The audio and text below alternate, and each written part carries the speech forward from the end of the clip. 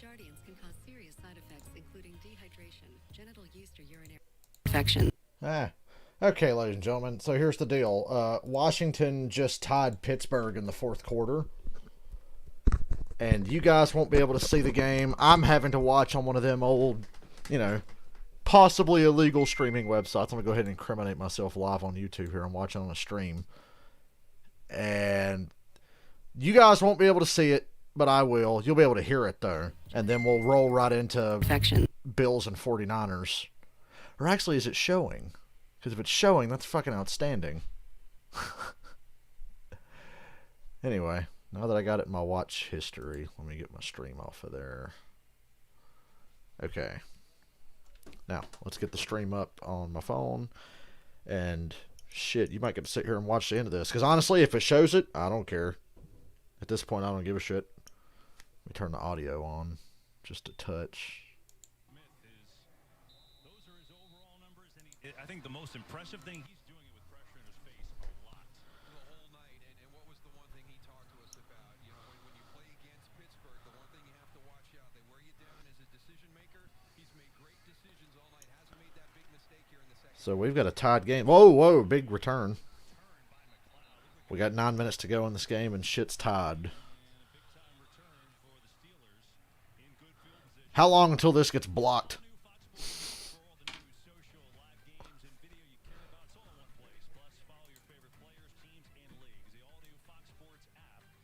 Actually, I got an idea. So here's what we got. 17 all, 9:02 to go in this game. We told you the Steelers undefeated at 11-0. Well, Washington trying to keep pace with the Giants. Oh, for fuck's sake. The first NFC East win over a winning team yesterday with their win in Seattle. So Washington also trying to pull We'll watch it on the little tiny screen here. I'm trying to get it to where it won't show so my video doesn't get taken down. But you'll have audio of Pittsburgh and Washington here. It's 17-17 with 9 minutes to go. Story for the day for the Steelers has been dropped passes. It's been all about drop passes. I said a little while ago on Facebook, I said, how many racist white dudes in Pittsburgh are going to call into the sports radio shows tomorrow and call Eric Ebron everything but the N-word, Fox didn't show the game here. Well, you get to see the end. Hey, Lori. Four-man rush again. It's been consistent, and this is going to be an easy pick up a first down to Samuels for Pittsburgh. I kind of expected this game to be closer than a lot of people thought it was going to be.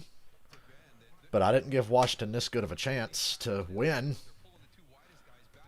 And if anything, they've had all the momentum in the second half.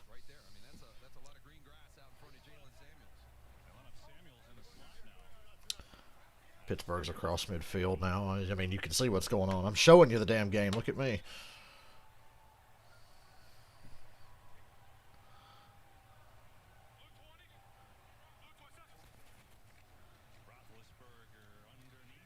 I didn't get the game in my area, obviously. That's why I'm having to watch it on this. And Johnson's only got about a yard and a half. And Jimmy Moreland trying to keep pace with Mike Hilton on the other side, playing well. We're going to go right into Bills 49ers right after this. But as soon as Washington tied this game, Pittsburgh blew a coverage in the end zone, and Smith threw a touchdown. And I was like, okay, this game's tied now. I got to come on and stream the rest of this, but I want to watch it too.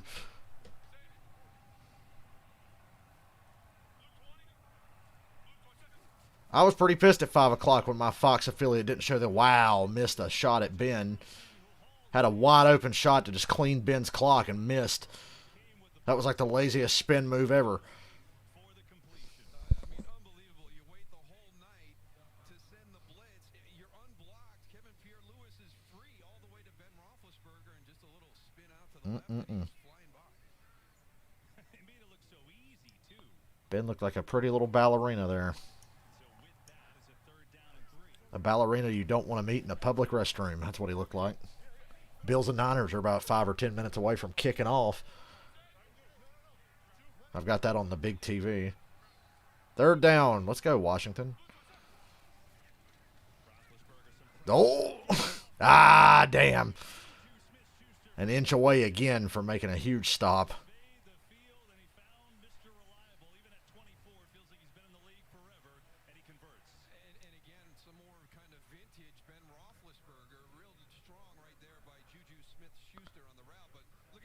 Is this gonna get my channel taken down? I doubt it. Man, I'm subscribed to like 3 different channels that straight up upload NFL games and highlights on YouTube, and they never get taken down. I guess the NFL just claims your shit and they make money off of it. It's awfully nice of them to not just take your shit down. But there's NFL stuff all over YouTube that never gets taken down. Ooh, Ben hit. Oh, damn. Bostic should have had an interception. God damn it. It's just like the Atlanta and New Orleans game yesterday. Washington's this close to making the big play that's going to win the game for them. Or give them even more of a chance. I think most Washington fans would, you know, if you told them they were going to be tied in the fourth quarter this late, they'd take it. Continue to work on that pass pressure. Chase Young going back inside is the one who finally gets to him. Chase Young's had an active game today. Seen his sideline to sideline. Remember had that play? Hey, guess what? I was off work today. And I guess I should have streamed Kansas City and Denver last night because it was a good game. I watched that game. Never got bored. Oh, God. Oh, great. It's going to be 3rd and short. Pittsburgh's in field goal range, though. Hey, on my other TV, there's that asshole Kyle Shanahan who had the audacity to leave my team. You tuned into the game and got Oprah. I tuned in and got 2 hours of local news. They showed the news at 4 and then the news at 5. And I'm like, where the fuck's the fucking game? And I look online. It's like, oh, only the Northeast gets it and some people in Texas. And I'm like, what? Why are they showing it in Texas? North Carolina just shit out of luck. We didn't get to, oh yeah, Virginia, Pennsylvania, basically the whole Northeast. That's all like a map of like coverage for this game. 3rd and 1. Oh, incomplete. I think you got to take the field goal here if you're Pittsburgh. Take the field goal and hope your defense doesn't blow any more coverage. That's the only reason Washington scored. Pittsburgh blew a couple of coverages and it let them right in there. I think that really weighs into this decision, Kevin, because you're putting him a little bit further out. This You got to kick this. kick into it. It appears that the wind is actually helping this direction, but it does swirl in the They're going to go for that? Okay. Have it your way. that may have weighed heavily into this decision. The wind must be the factor, like they just said. 4th and 1. Empty back. Yeah, this is a Big Ben call right here. 4th and 1. Empty backfield. Oh, he's got something there. Oh, incomplete. See, I told you.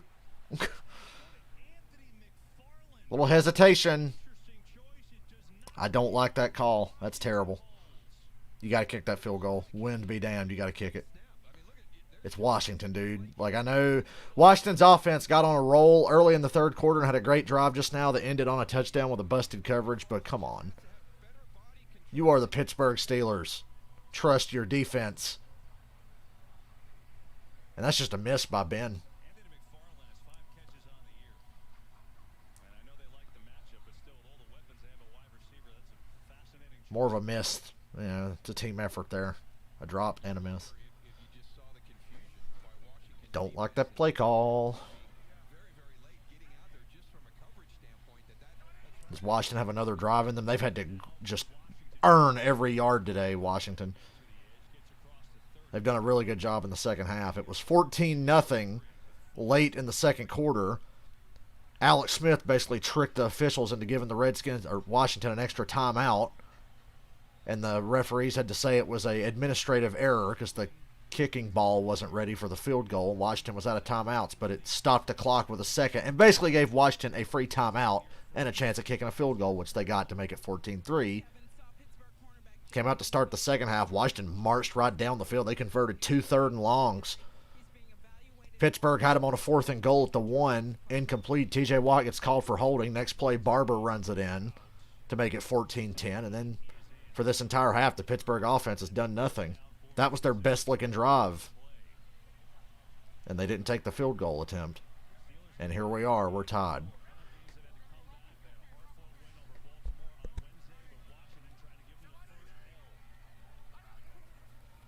And Buffalo and San Francisco are about to kick off right now. That's been the weapon all day, J.D. McKissick. He's been killing Pittsburgh. Not really in the run game. It's been passing game. Does anybody in the league throw to the running back more than Alex Smith? You've got to shift your thinking that it's going to be 3rd down now because he's taken up all the snaps for Antonio Gibson. So they've got to do a better job of finding him in the formation. Come on, Washington. This would be so funny. All the Yinzers in Pittsburgh would go crazy.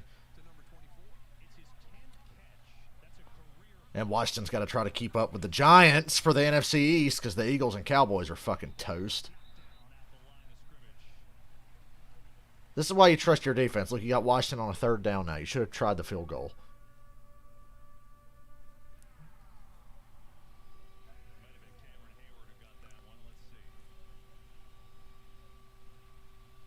Yeah, Cam Hayward hit him right in the forearm.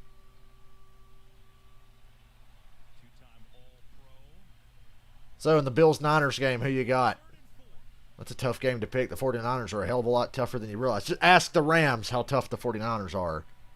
Doesn't matter who's playing quarterback, and it doesn't matter who's injured. Ask the Rams how tough the 49ers are. Ooh, boy. Oh, got it.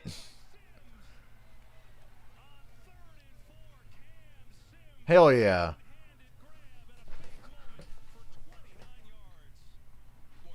Cam Sims is having himself a fucking game, dude. Pittsburgh's done a good job of locking up Terry McLaurin.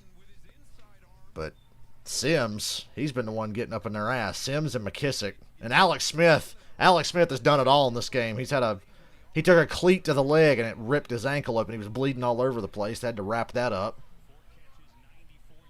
People on Twitter are like, man, we should pay Alex Smith to just retire. By the way, the Bills just received the opening kickoff on the other game. Come on, Washington.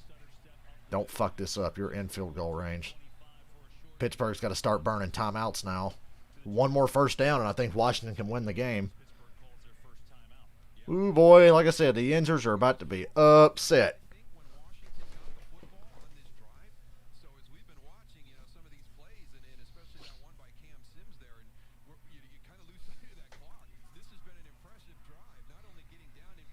First and 10 for Josh Allen. I'm looking at the other game now. Bills are starting at their own 25. I see Richard Sherman's playing. I was wondering who the hell's in the lineup for the 49ers. Half the Niners defense jumped into the neutral zone. Josh Allen gets away with a bad pass because it's going to be a free 5 yards.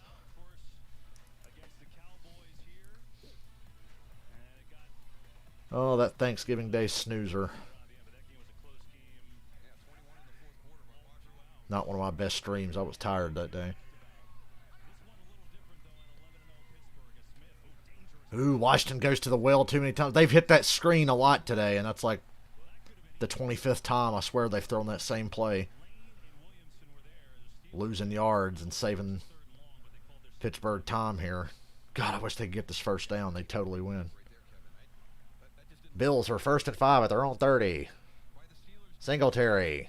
Gain of 4. I'm watching 2 games at once. I'm like, who's that guy? I'm calling both games. Let me look at the 49ers lineup, and I'll tell you if I like them in this game or not.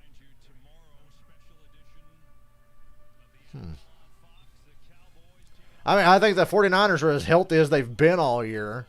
They're having to play in Arizona, though. They're in the Cardinals building. Boy, the Bills must be happy to come back to this building. Sorry, Lori. Remember what happened the last time the Bills played in Phoenix? 3rd and 10. Nothing stupid here. Here comes a blitz, though. Oh, god damn it, son of a bitch. 4th down. All right, kick the field goal.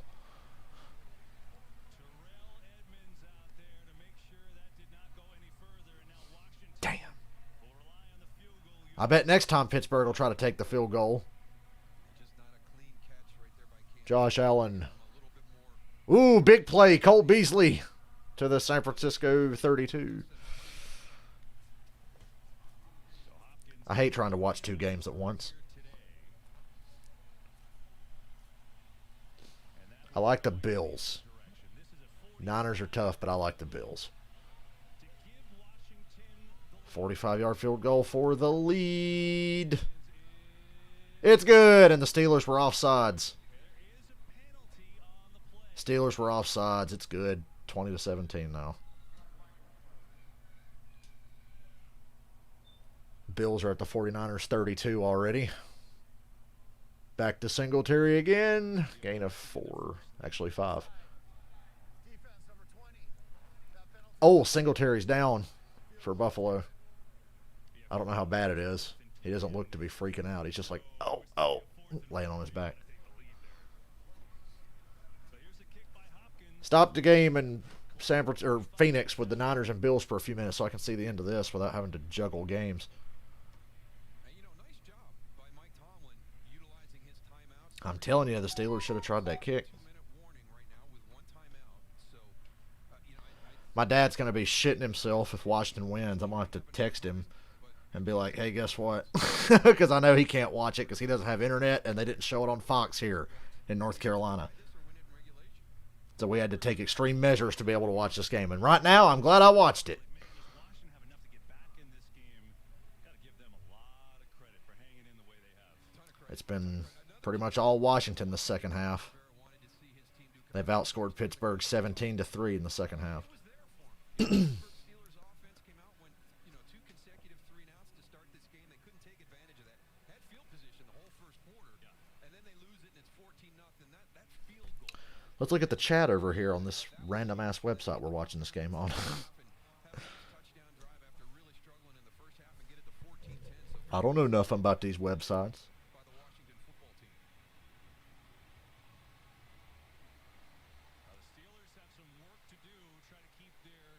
Okay. Got 2:04 and 1 timeout. Really 2 stoppages of the clock. They got the 2-minute warning. And the Steelers are using a new kicker. Like they said, they've got a new kicker.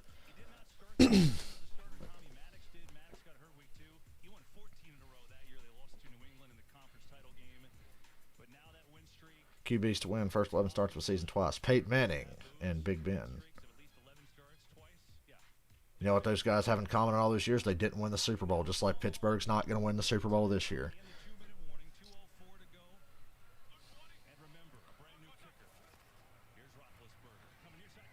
Oh, intercepted! Oh my God! That's insane!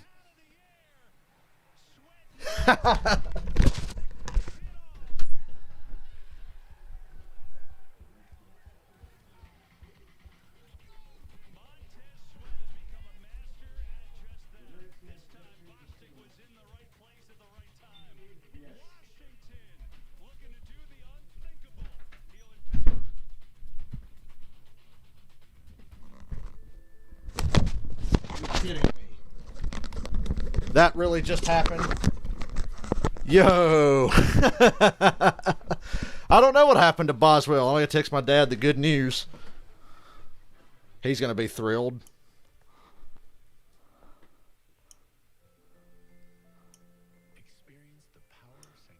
Matter of fact, I'm going to call him.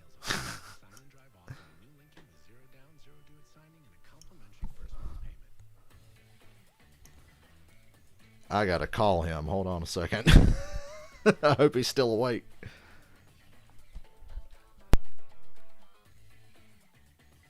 Bud Light Seltzer, 5-step filtration for great taste. Look at you. No braces. All the internet you can handle. I wasn't so lucky. Invis is not your parents' braces. Invis is predictable, less painful, more comfortable. Invisalign.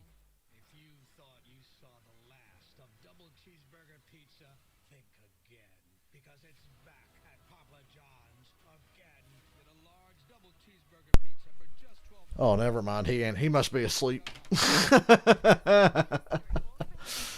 Oh, man.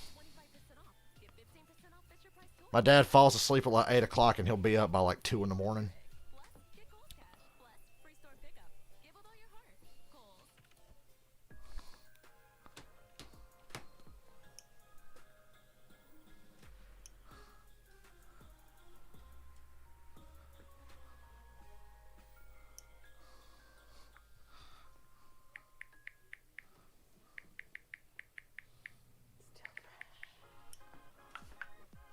The Bills have a first and goal at the 49ers 10.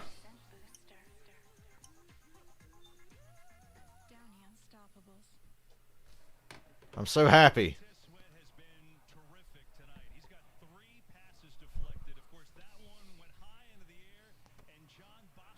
This NFC East is coming down to the two teams that nobody but me gave a chance, which I actually, okay, I admit, I never gave the Giants a chance, but I said at the start of the year I liked Washington. Through the middle of the season, though, I was like, start paying attention to the Giants, because, man, the Giants are really on it. Sorry, Jeff. First and goal, Buffalo. Nice play action fake. Allen's got all the time in the world. Roll to his right, roll to his right. Pat the ball, throw it away. Nobody open.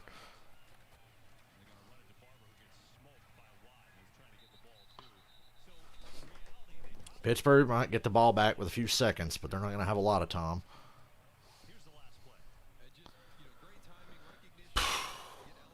Finally, a ball that hung up in the air comes down on the hands of a Washington defender.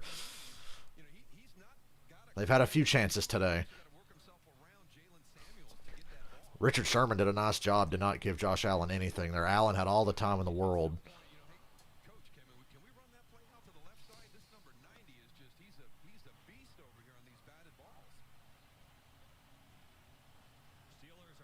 It'll be third and goal for Buffalo from the 7. Well, the Niners are saying the ball came out. Oh, and the 49ers recover. They say there was a fumble and the 49ers recovered. Wow. If I'm Washington, I sit on this ball for the next 2 plays.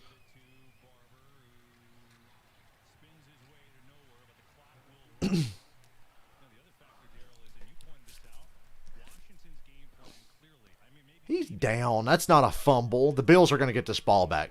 The Bills did not fumble. Oh, you got the Jets this week? Shit. The Jets literally gave away a game. Like, Greg Williams needs to be investigated for fucking point shaving for what happened with the Jets yesterday against the Raiders. That's too damn stupid and suspicious. Fucking Paul Crew over there shaving points. And then he gets fired this morning. I don't think Greg Williams should ever be back in the NFL. He threw that game. He knew that wasn't going to fucking work. Stay in bounds. Stay in bounds.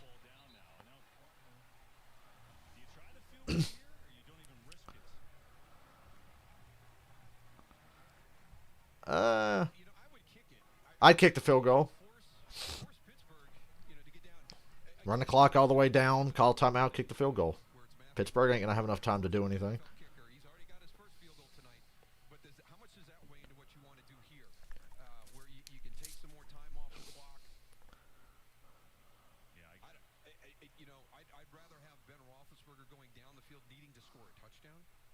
You kick this field goal. Call timeout here with 1 second on the play clock. Kick field goal.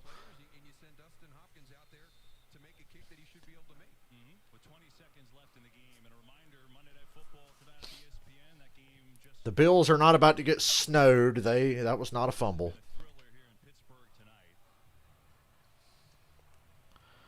Well, I feel bad for everybody across the country that didn't get to watch this game because it's been a hell of a game. I said all along, Pittsburgh is not going to go 16-0. They're not that damn good. They've had a favorable schedule. They've won some tough games. I think the Browns are tough. The first time they played the Ravens and the Titans. The Steelers have won 3 really tough games against tough opponents. Everything else has been pretty weak.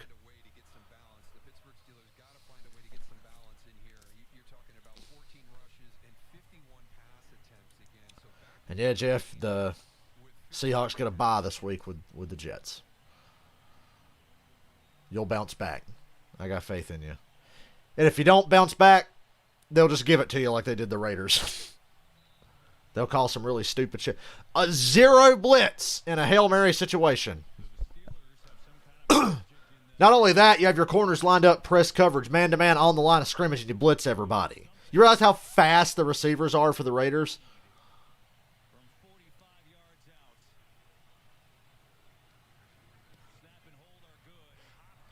Drills it, and now Washington has a 6-point lead with 16 seconds to go. 17 seconds to go. Woo!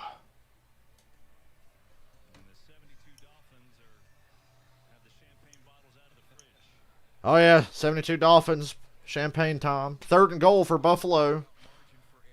They overturned the fumble, and rightfully so. So Buffalo gets the ball back. Third and goal.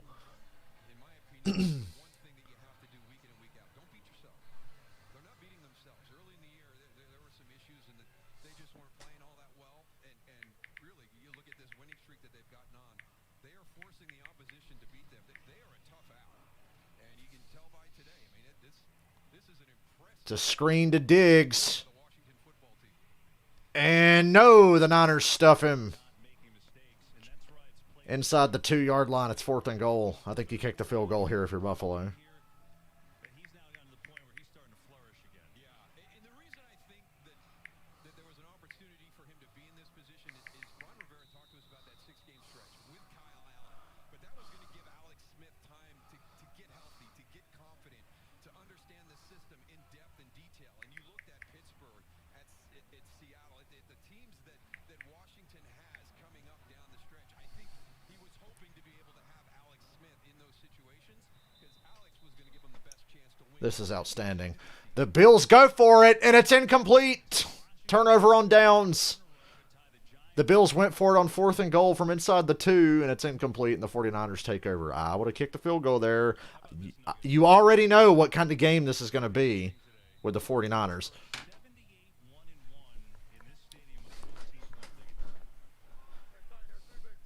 They looked like they had a good look. They're lined up in a run formation. The 49ers are totally ready for the run, but it was play action, and nobody got open. Well, actually, Josh Allen just missed.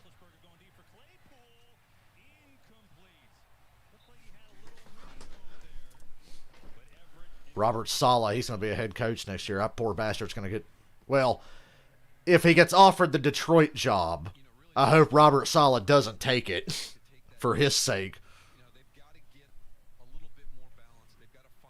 And if I'm Sean McVay with the Rams and Kyle Shanahan with the 49ers, I'd be calling up Detroit saying, hey, man, what you want for that Matthew Stafford guy? I think Stafford would be a better fit in San Francisco than he would be with the Rams. Got to get Stafford out of Detroit. Ooh, Pittsburgh's going to run out of time. 3, 2, 1, and Washington beats Pittsburgh. It's official.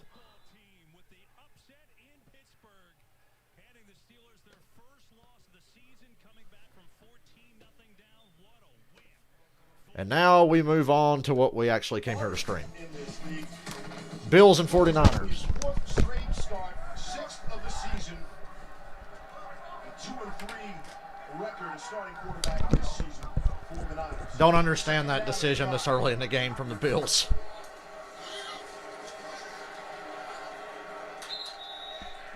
On the ground, it is Mostert, their star running back, and the offensive line. They've been moving around some pieces. Trent Williams has been on the COVID list twice this season. But he's been playing unbelievable when he's been out there. Right? He's been on the COVID list twice. Trent Williams has been on the COVID list twice. The COVID list has changed the NFL forever. We've got to get both of those guys going early in this game.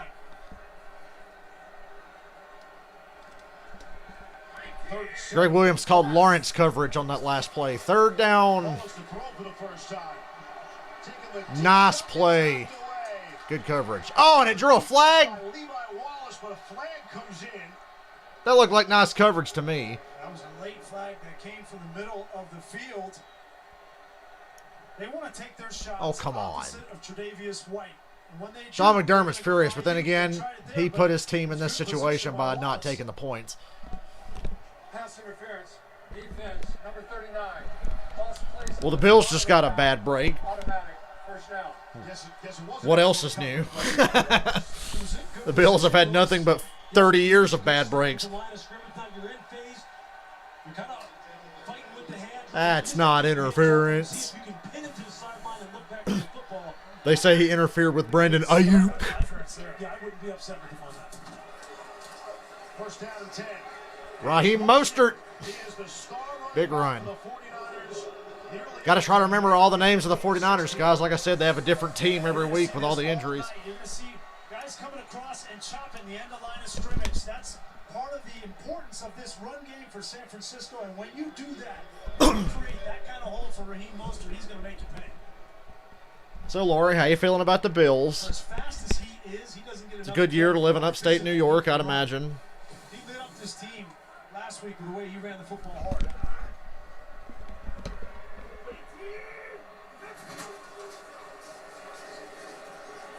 Mostert again. The Cardinals losing yesterday made this game a lot bigger of a deal than it should be. And they're showing the Washington-Pittsburgh highlights now. Here's video proof. Ben to Eric Ebron.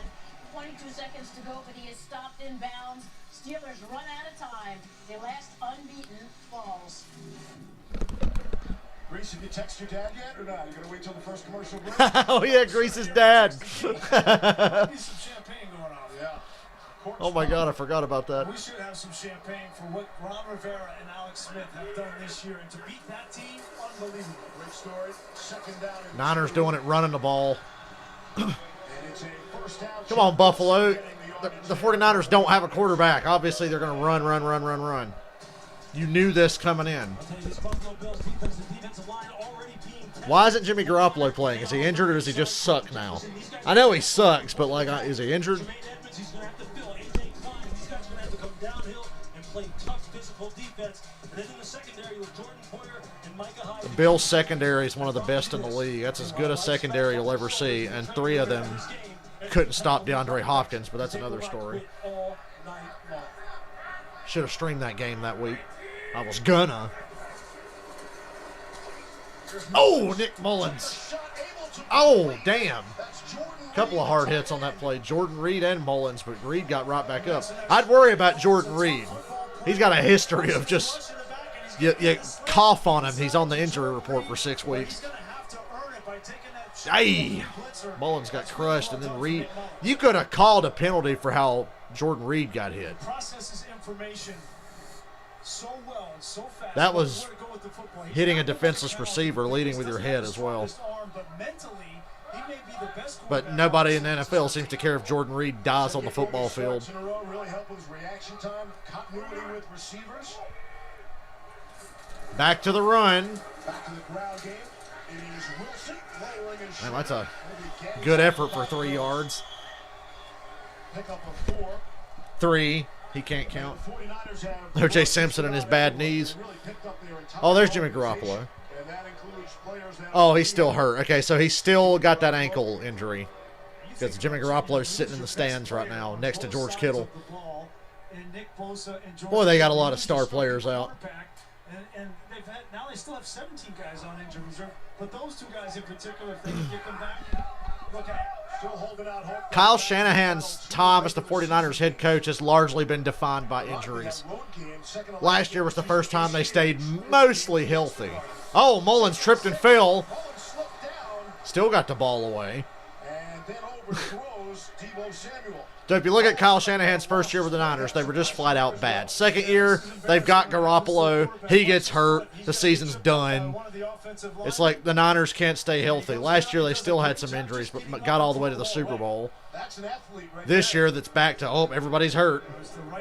I don't understand. I've never seen a team in consecutive years have this many injuries. Kyle Shanahan wonders what it's like to actually play with a starting level offense. 3rd and 6.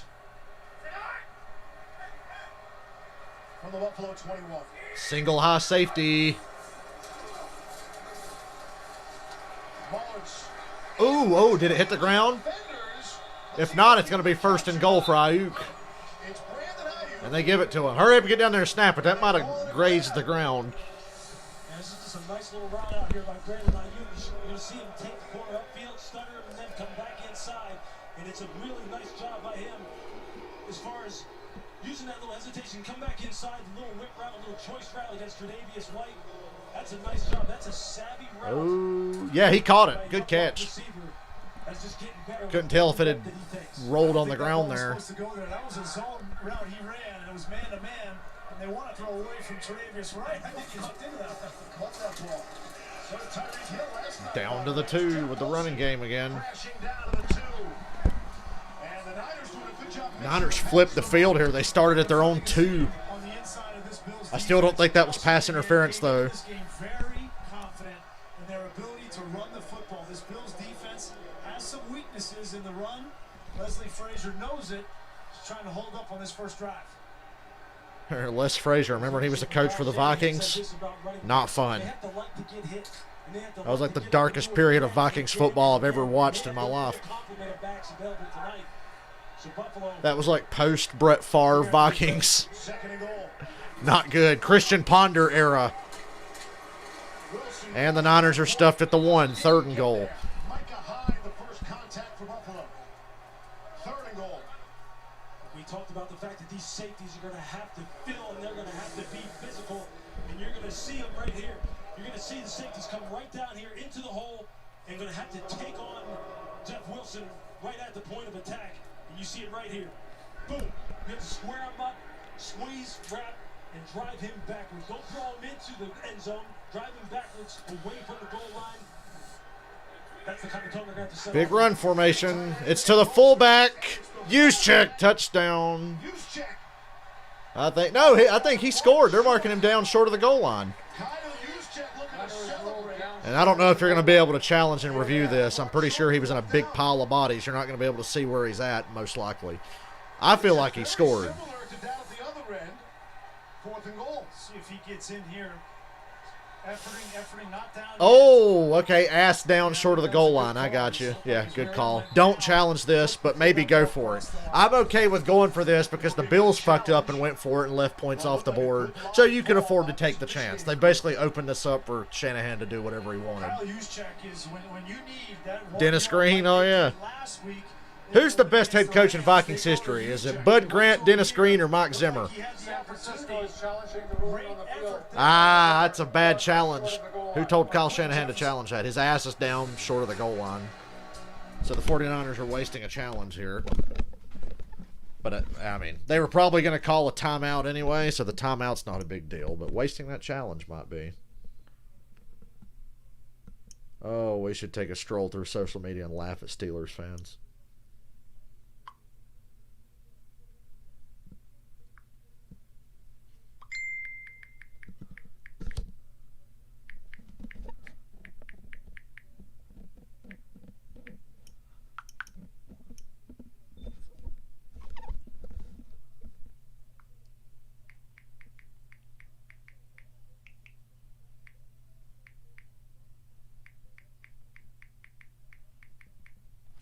Can't believe Washington beat Pittsburgh.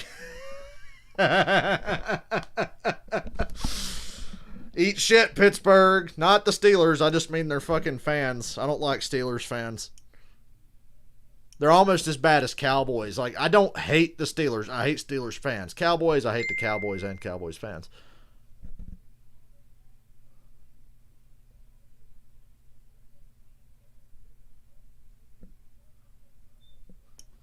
Washington beat Pittsburgh. At least I know my dad will be in a good mood tomorrow.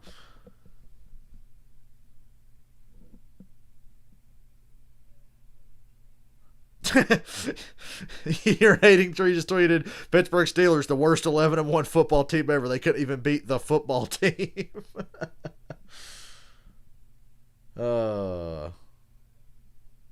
Washington's on a roll, man.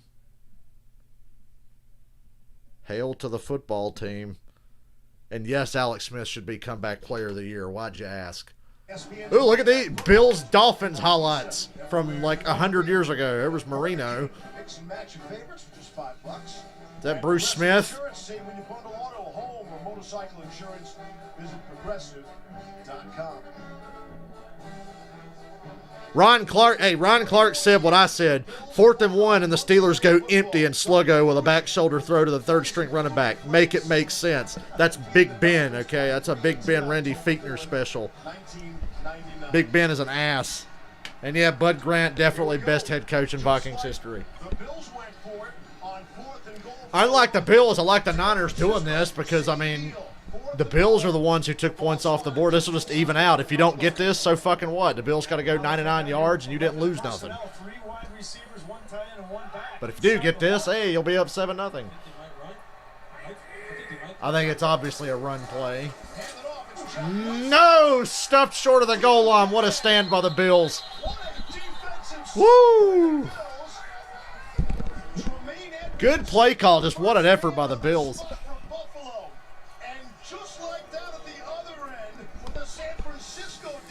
Buffalo's defense holds. They thought everybody would think the same thing. We're going to throw it if they want to sneak it inside. No, I knew this was a run all the way. The big man in the middle at 6'5", I had my Romo magic there. I put my Tony Romo hat on. It was a run all the way. A guy who really sets the tone on the second level, communicates with the D-line. Man, I love football. That Washington-Pittsburgh game was dope. This game's really good so far. What a way to start this football game for him. Bill started their own one. If you like defense, you're in the right place. Both teams have moved the ball, but the defense has kept the points off the board. First down and 10 from their own 1-yard line. Love a good goal line stand. Oh, it's a fumble. And I think the 49ers have it. The 49ers have it. It'll be first and goal at the 4. Wow.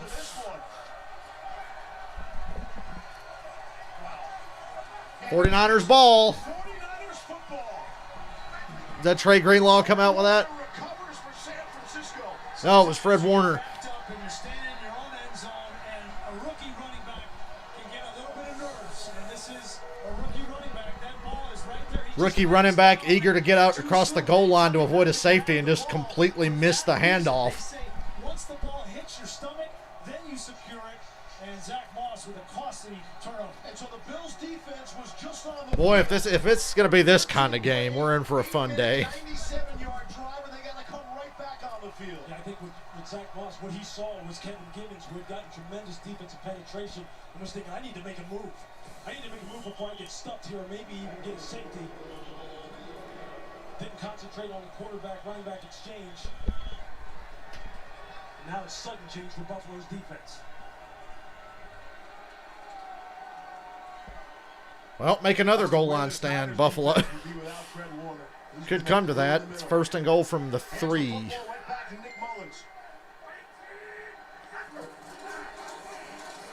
Mostert gets tackled for no gain. To the line of scrimmage, maybe Harrison Phillips for Buffalo. Boy, right now Vernon Butler is just standing up the right guard, Tom Compton, for San Francisco. This Buffalo's defensive line is coming to play. Niners going fast on second and goal. Mostert again. Mostert to the 2. It's third and goal again. That time, Edmonds is stopped. You got to think they run the ball so much on the interior and a little bit of play action. Get Nick Mullins out of the pocket here on third and goal. And wow, the Niners are going fast. This time they throw touchdown. God, I couldn't even glance at my phone, and the Niners were already on the line of scrimmage running another play. That time they got a little more creative. Well, Tremaine Edmonds made the huge stop on the run on 4th and 1, but this time he's the one that's going to get caught for the touchdown. This is just play action. He sucks up, and great job by Mullins throwing it behind his ear. Look, that's why you go fast. We talked about this a week ago. That's why you go fast, because what happens is the defenders then all of a sudden just are really preconditioned to come forward, especially if the team goes. Remember, if the 49ers win, they'll be tied for second, or is it third? Yeah, it'll be third in the NFC West, but it'll be in the playoff hunt. So, I'd like to thank the NFC East for opening up plenty of extra playoff spots for the NFC West.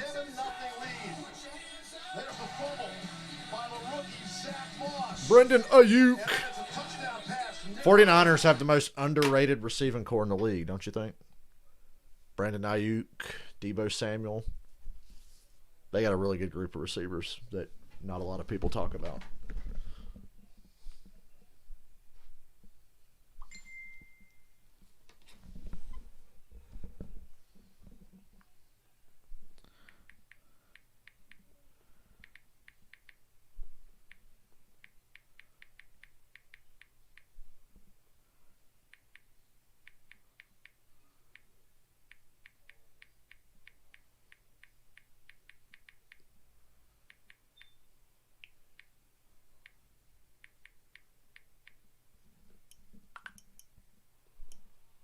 Man, I'm thirsty. I've been getting hot for Washington, and now this game's fucking wild.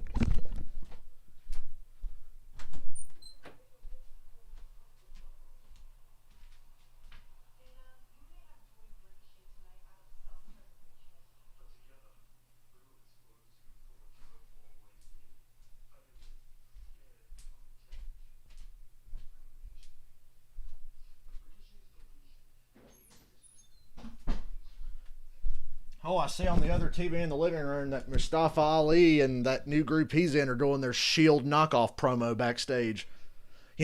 shaky cam, talking to the close camera, trying to look intimidate. Yeah, they're just totally ripping off the Shield.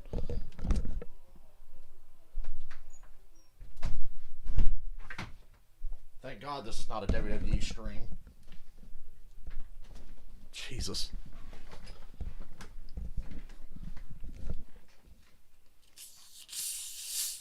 So it depends. Sunday, we're going to stream the Bills and Steelers on Sunday night. If I stream a Sunday afternoon game, it depends on what they're showing here and if I think it's worth streaming. If they're not showing anything good here, I'm just going to kick back and watch a game from out of my area on that little streaming website I was just on when we watched the end of Pittsburgh and Washington.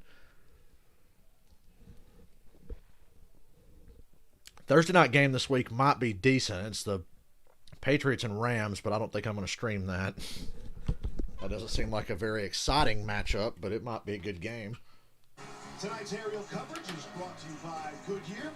Brandon Ayuk played his college football in Arizona. Boy, Phoenix, Arizona is a good long way from San Francisco. Oh, I'm sorry, Santa Clara. Clear night, 26 miles away in Tempe. First round pick, 25th overall in this most recent NFL draft.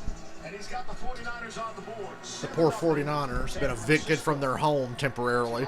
Roberts will get a shot at this one, and he will, some 3 yards deep. And he'll get out beyond the 20-yard line. Don't miss Saturday afternoon college football on ABC, 3:30 Eastern time. They will interrupt every program under the sun to show college football in my local area, but they won't stop the local news to show the Steelers in Washington earlier. Set on a New Year's 6 bowl game with a couple more wins. College football, ABC, Saturday afternoon. Final 39 seconds of this first quarter. 2 really long possessions and 2 really short possessions.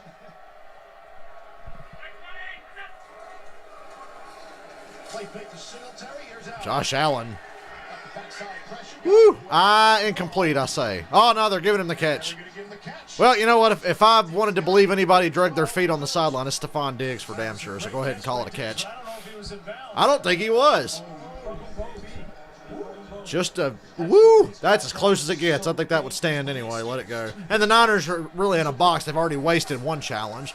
On first and 10, the pocket is good. Haven't seen Allen run. Josh Allen rolling to his right. Doing a lot of that tonight. Beasley to the 49ers 30. Beasley coming across the field for 35. Well, they're making Josh Allen roll out of the pocket a lot As I said, when he escaped into the first quarter. This is a guy who was a problem. You're going to see him here. He's just going to duck up, and then escape out here to the right, and then Cole Beasley's going to come across the field from the top of the screen, and it just becomes a second reaction off schedule play. Just watch him scan the field, step up, escape to your right. Now I've got good vision, throw on the move. That's just fantastic by this young man, and he has been lighting up the league all year long doing it. Maybe take the field goal this time if you end up on 4th down here. After the first quarter.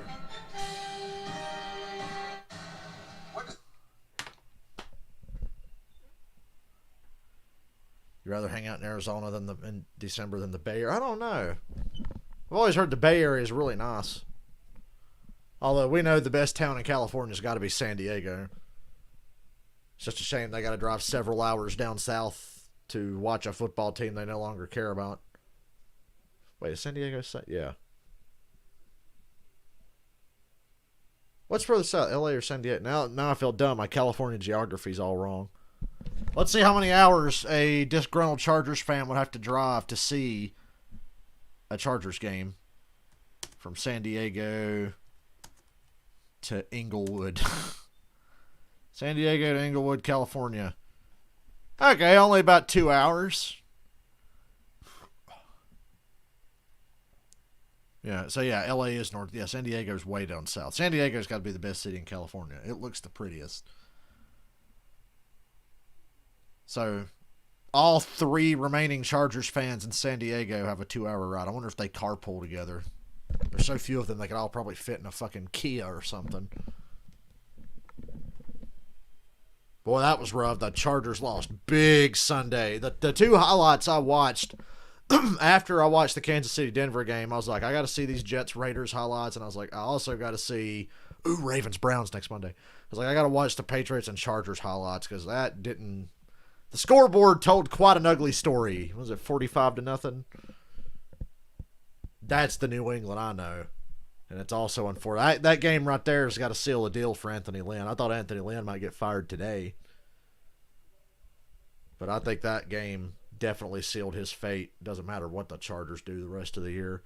You really think beating your fellow East Coast chokers Atlanta on Sunday is going to do anything to save Anthony Lynn's job? No, it's not. Riddick, Brian Greasy, Lisa Salters. Here in Glendale, Arizona. Start the second quarter. The 49ers leading the Bills 7-0. It's been the most interesting start to a football game, and it's been a rather interesting week for the 49ers. Picking up the movement from Santa Clara. Ooh, good to see Singletary back in the game, but he just got tackled for a 2-yard loss. Looking like Todd Gurley back there. Probably missed out. He would have loved to go to San Francisco or Santa Clara for a true road game. Grew up in a place called Fireball. And that's a look at his Fireball. Coolest name for a hometown ever. Kane's not from parts unknown. He's from Fireball. Joe Montana and Steve Young. You're way too young. Said Jeff Garcia was the first 49ers quarterback you really got to see play.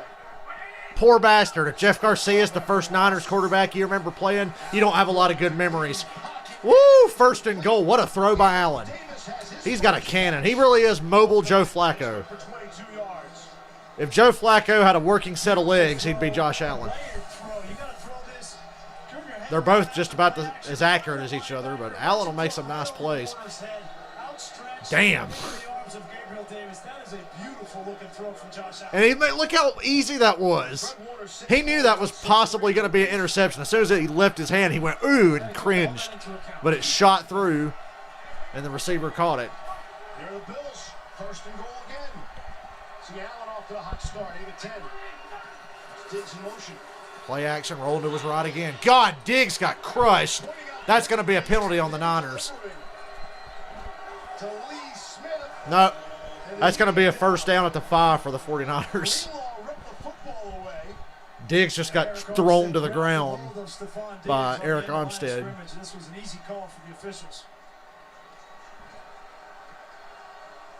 Holding, defense number 9. That was a lot more than holding. No, you got to take that penalty. It'll be first and goal. If you decline the penalty, it's going to be second and goal at the 5. No, you got to take that. That's first and goal, son. 5-yard penalty, automatic, first down. There you go. You want that first down, but that was an easy one. You might ask, well, why does Armstead do this? Well, they've probably taught him all week, don't let Diggs get through there and run into the flat. You just got to bang him, and it's one thing to bang him, but you can't reach your arm down. You hear that? He wanted to bang him. Oh. He banged him all right. He threw Diggs on the turf. So Josh Allen, his career in the red zone, 31 touchdowns, no picks. Knock on wood. Don't jinx the man. He's on a roll this year. Did you just circle the 0? That's not a jinx. Okay. Double 0. Second time they've been first and goal. From the 5, here's Allen. Has a throwing Touchdown, Cole Beasley. It's Cole Beasley, and it's a Buffalo touchdown. That was a big-time answer from the Buffalo Bills. And a nice throwing catch from Beasley that just gets him. Well, that was an interesting celebration. And gives the quarterback a safe place to throw that ball low in the gut. And that's a perfect strike from Allen. Didn't that one year McNabb got hurt, Garcia played, and he actually played well? And a touchdown. He's taking a couple of big shots in this game, too. Still, if you're a 49ers fan and you didn't see Young or Montana play, you probably had a bad life. Here's the rookie kicker, Tyler Bass. Struggled early on. Figured things out. 7-7. Crazy game. He's got that one. A couple minutes into the second quarter. Now, let's go to Twitter and make fun of Steelers fans. I'm just going to type in Steelers and see what comes up. This will be our commercial entertainment. Steelers. Make it make sense what they did on that 4th and 1 instead of trying to kick the field goal. make it make sense.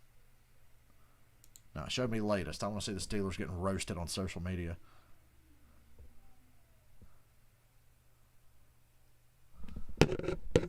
Ooh, oh well, never mind. I'll do it on my phone. I'm gonna be like, I smell a fraud, and they wear black and yellow uniforms.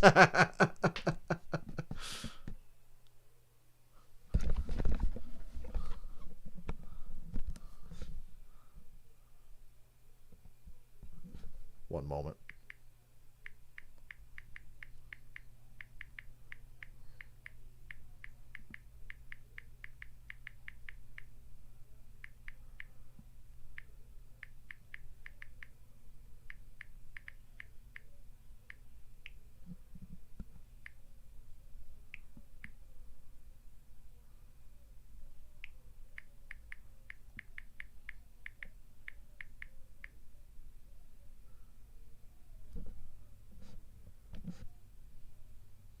I smell a fraud and they wear black and yellow. That's what I think. I don't know about you guys.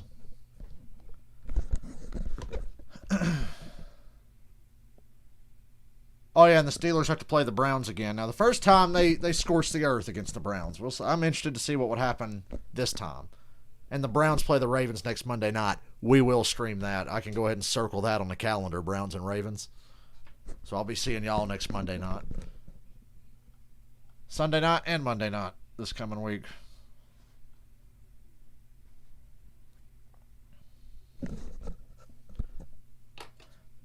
This is the part where the Steelers fans say the loss is a good thing. Early stage of the second quarter in a 7-7 game. Still trying to digest the fact that the Washington football team defeated the Steelers tonight. I mentioned your father. I should point out for some of the younger audience, I call him Mr. Greasy. The Hall of Famer Bob Greasy was the quarterback of the Miami Dolphins, 1972.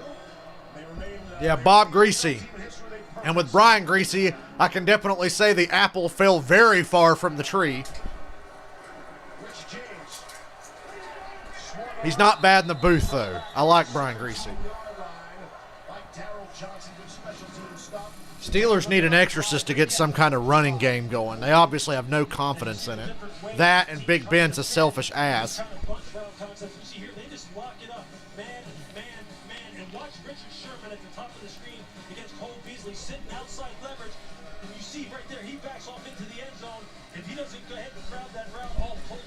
Turn around at the goal line and make the catch. That's a tough route combination for Ben. Playing straight man to man. See for all the height challenge guys out there. Brandon Ayuk again, first down. And he just got pile drived by Micah Hyde. Buffalo made sure he did Micah Hyde made sure he was down on the turf. Just to finish up on that last play by Beasley for the touchdown. What great design from Brian Dable. You got to give him a lot of credit. His consistency with Josh Allen and some of these pieces that he has to throw to, they have found their identity on offense. They wanted to score more points coming out of last season. They invested on that side of the ball in Stephon Diggs, and it's paid major dividends in this season.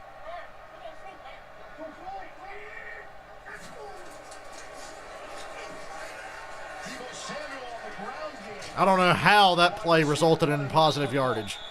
The Bills were all over it. Good news, Lamar Jackson will be back for the Ravens tomorrow night against the Cowboys. I may surprise you and stream that game tomorrow. I don't know yet. Honestly, it's going to be Tuesday night. Why the fuck not? We got nothing else to do. We might do Ravens and Cowboys. Maybe. Franco Harris is available. So is Rashard Mendenhall and what's that dude? Parker. What was his fucking name? Shit, I can't remember. Jerome Bettis and whoever. Parker was his goddamn last name. I can't remember his first. Edmonds going to tackle for Buffalo. Get used to that. Edmonds and Tre'Davious White. Kyle Shanahan is going to force these corners to tackle. Le'Veon Bell's too busy playing on a better team now. Yes, we know the linebackers, they're going to fire, they're going to come downhill, and they're going to be able to tackle, but how willing Where's are Kevin the Green? corners in this defense to tackle? Learn how to do the diamond cutter or something. I don't know.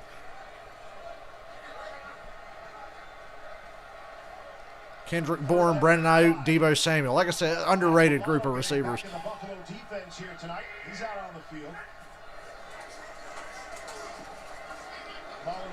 Oh, that should have been a catch for somebody. I can't even tell who the intended receiver was, but one of them should have caught it. 4th down. Well, we thought that there might be some nickel pressures coming from the Buffalo Bills. They bring it. It's New Orleans. Willie Parker, yes. I I knew his last name was Parker. There's the hole, and you got to pull the trigger and make The dude that complained that the Steelers weren't running the ball enough, even though they were well on their way to a Super Bowl that year. run through that hole was settled. First punt of the night. That's not the Steeler way. Nice punt. The Steeler way is the biggest crock of shit in the NFL. There's no such thing as a Steeler way. Here's a nice punt return.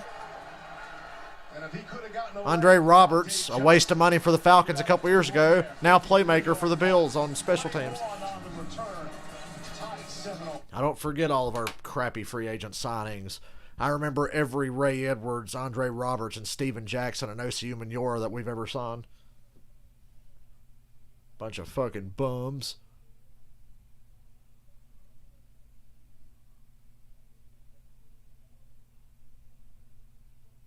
I like how this commercial with this VR is just play in an area without obstacles or pets, and the guy's playing it right in front of his dog. I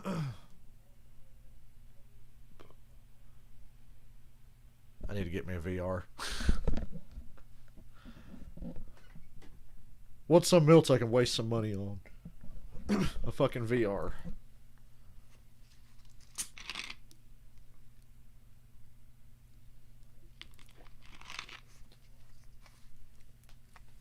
We give a shout out to Baker Mayfield for how he played against the Titans Sunday. We're all hard on Baker, and a lot of times rightfully so.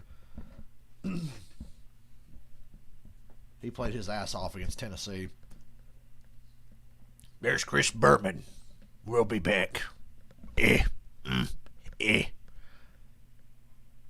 Patrick Mahomes. You ever see that YouTube video of Chris Berman cussing when they're during commercials? I might play that in a little bit. You won't be able to see it because my OBS won't capture YouTube videos, but you'll be able to hear it. It's just Chris Berman cussing at dudes behind the scenes at ESPN. He looks at one guy and goes, "Oh, I'm sure you can't wait, you fuckhead."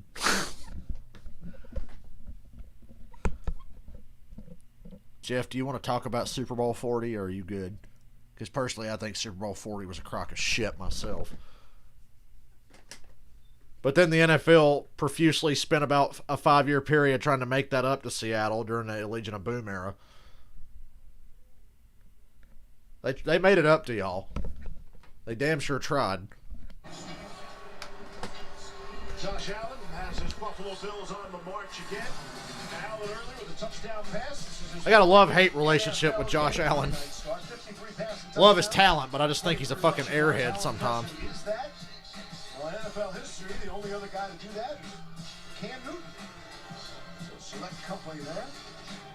I remember talking to Robert Saleh, the defensive coordinator for San Francisco. He said when he flipped on the tape, he said Josh Allen was better than I even anticipated. And someone they have to contain tonight. That's Davis in motion on first down and 10 from the 31. Finally, some pressure on Allen. Able to complete. Good job by Still got Jay. Diggs for a gain of about 9. To make a play for 9.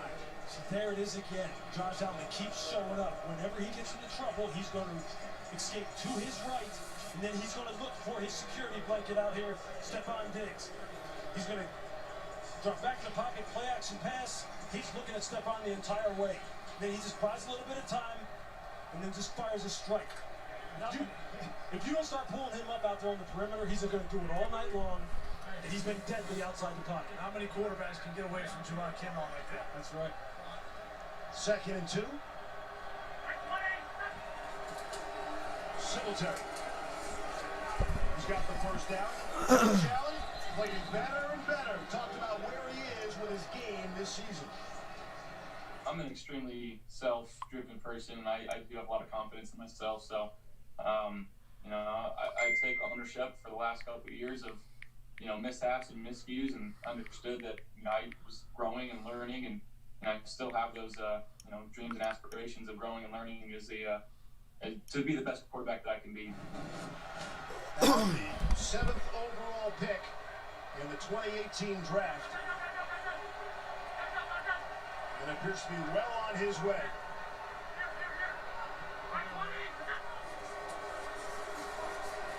Fake the screen, throws it in the dirt. Set up something there, and he'll throw it into the turf.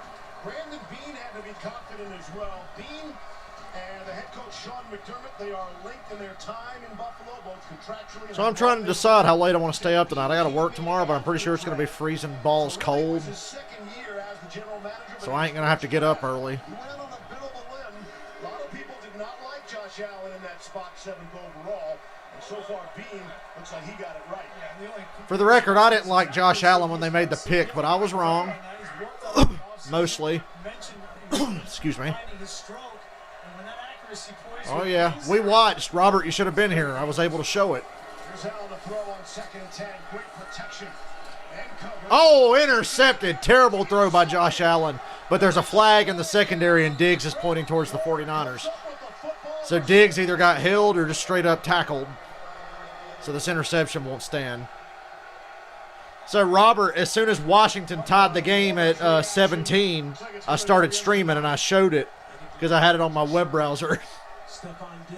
Because I was waiting to come on and do this game. So as soon as Washington and Pittsburgh were tied at 17, I jumped on and started streaming. Unbelievable effort from Fred Warner. And I was able to show it. He's going to go for naught. Usually my OBS doesn't capture video. There's illegal contact on Richard Sherman. So that negates the terrible Josh Allen interception. It's Sherman one-on-one on Diggs. And run right by him. And that's just a veteran move, trying to not let him get by you, but he was caught. And what was Sherman doing after that? Oh, we were laughing and having a good time here on my stream. When Washington went ahead 20-17 and then Ben threw the pick off the tip pass, I was dying. Tried to call my dad. He's a Washington fan. They didn't show the game in my area. I had to watch it on a stream. In his 10th season, 32-year-old Richard Sherman. Play clock winding down. Get it away. Here's Allen. Able to throw. It's Singletary out of the back. Damn, gain of 9.5. Effort by Singletary, and a few words for that 49ers sideline. Well, you wondered when Devin Singletary and Zach Moss went down in that first drive, if the Buffalo Bills... You didn't even need a big day from Terry McLaurin to win that game. It was all Sims and Kissick. McKissick, J.D. McKissick. The first down of gain of 9. T.J. Yeldon is inactive tonight for Buffalo. That would have left Taiwan. Still don't know what the Steelers were doing on their 4th and 1. Empty set, throwing to a third-string running back down the field. Don't know what they were doing there. On my stream, I was screaming for him to kick the field goal, even though I was cheering for Washington. I just, you know, it made all the sense in the world for Pittsburgh to kick the field goal. Ooh, but the wind. This is just again indicative of how this defense plays. Is watching fire off the edge on the snap of the football, a long developing play with the ball handling behind the line of scrimmage. And that's what you got to do. You get those free shots from the backside, you have to make them pay and produce TFLs, tackle for loss. 3rd and 1. It's a sneak. It's a sneak. He's already going forward. There it is. First down, Buffalo. He was already leaning forward before he ever got the snap. Make no mistake. Took a bit of a lick last week from Joey Bosa. Bosa was all up in his grill. And imagine that. If the schedule and the health was right, he would have had to face Joey Bosa, then Nick Bosa in back-to-back weeks. Well, that was a scary-looking hit because Bosa came down his knee. It looked like it got caught underneath him. Very lucky that wasn't a more severe injury. He's wearing a brace now on that right knee. But there's no question when he's healthy and can impact the running game, it's tough. I picked the Bills to win this game. They're playing a little better overall than the 49ers. Dawson Knox. Dawson Knox. Gain of 8. Here's the play we're talking about from last week. Oh, yeah, here's where we thought we lost Josh Allen for the year. Oh, God, that looks nasty. I forgot how bad that looked. A lot worse than it ended up being. Joey Bosa's filled out the stat sheet last week. 8 tackles, 6 tackle for loss, 3 sack, 5 quarterback hurries, even defended a pass and recovered a fumble. All a losing effort for the Bills last week, 27-17. And we know what happened to the Chargers yesterday. 2nd and 2. Nice. First down. And it's McKenzie down to the 26. So much pressure put on the linebackers. Look at Dre Greenlaw right here. Imagine being him. Which way is this ball going? I don't know. If you make one false step, Isaiah McKenzie and his speed to the outside, you're beat. Great play design from Brian Dable there. His 3rd season as the Bills offensive coordinator. He's getting some love for a future head coaching position. Who's the coordinator for the Titans again? Who's their offensive coordinator? The 49ers. I can't believe I can't remember his name. Neat matchups tonight. The Bills offense against the San Francisco defense. It's Cole Beasley again. They're in the red zone now. Catch of the night already. Cole Beasley. Josh Allen can break your fingers how hard he can throw a football. Comfortable with Cole Beasley, just inside. That's being on the same page. You know, if the quarterback is not on the same page with the receiver on that throw, it's an interception because it goes right behind him. But they've done that 1,000 times.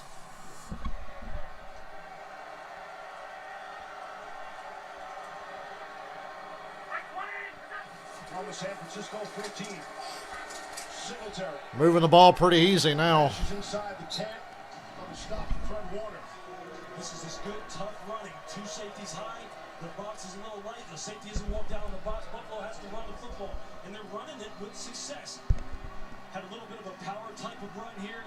Get a double team at the point of attack, pull the guard, and just hit it downhill. Devin Singletary is a tough runner despite his size. Tremendous balance, good vision, good yardage after contact. Well called drive right now by Brian Dable, offensive coordinator of the Bills. Allen sees a running lane. Oh! Hey, he fumbled. You sure he didn't fumble? Just short of the line to gain. He wasn't touched and the ball rolled out. But I guess since he's a quarterback, they'll just say he was giving himself up. He's going to look at both slant routes on this side, and if he doesn't like it, he sees a hole open up and says, well, I'll take it. Get close to a first down and get down. Okay. Quarterback sneak on a 3rd and 1 gets crushed. Loses a yard. 4th and 2. Kick the field goal.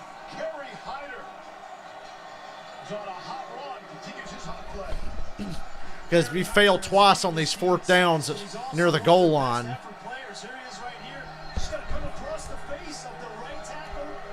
You can't give a team like the 49ers, a scrappy little bunch like the 49ers, any chance whatsoever. Okay, it's 4th and 1.5, and the Bills are going for it. Holding on the outside. There was holding. Dude, I saw that hold. They'll say first down Buffalo, but there was clearly a hold. Ooh. Did he get the first? Not going to give it to him. Now they do. Okay, they say first down. Look at this on the outside here. Look at that hold. It was defended very well. And you see Jimmy Ward again with that great inside-out pursuit. I think Buffalo kind of got away with one there. I think that was Singletary. That was a tough run. That was a good spot. God, it's a long fucking drive. They've had the ball for 7.5 minutes here. First and goal. Allen wants to throw. Gets the block. Touchdown. Good block by Diggs. Stephon Diggs isn't quite the bitch I used to think he was. Another good design from Brian Dable. It was all about the block from Diggs. And both receivers, Beasley and Diggs, get a block. They're blocking. And Knox dives for the goal line. And they get Knox in the end zone.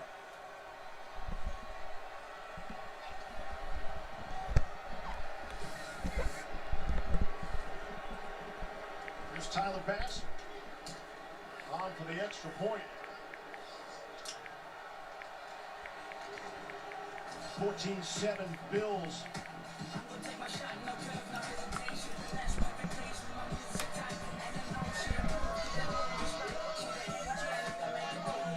Yeah. All right. I know a couple of Washington fans.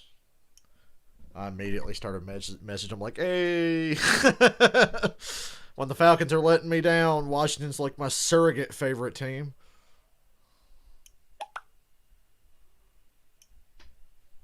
I don't really claim them, but I always have a little bit of a soft spot for Washington.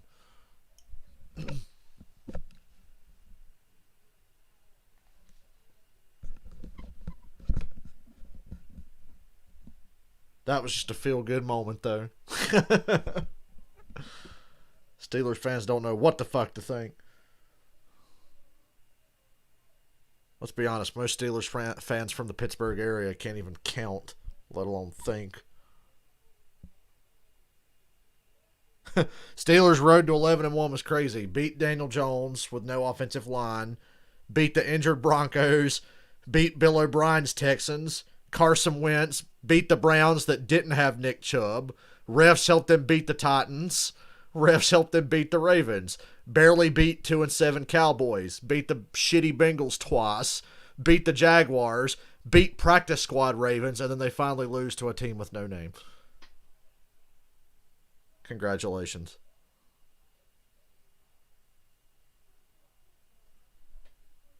It was a long, hard road to get to 11-1. I tell you, Nick Chubb being back for the Browns almost has me believing. That shit they did with Tennessee yesterday, I'm just about ready to say, fuck yeah, I believe in Cleveland. We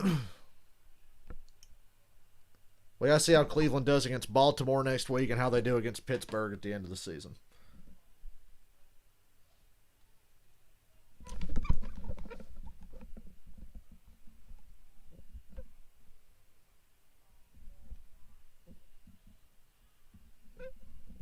I'm sure Junior was watching.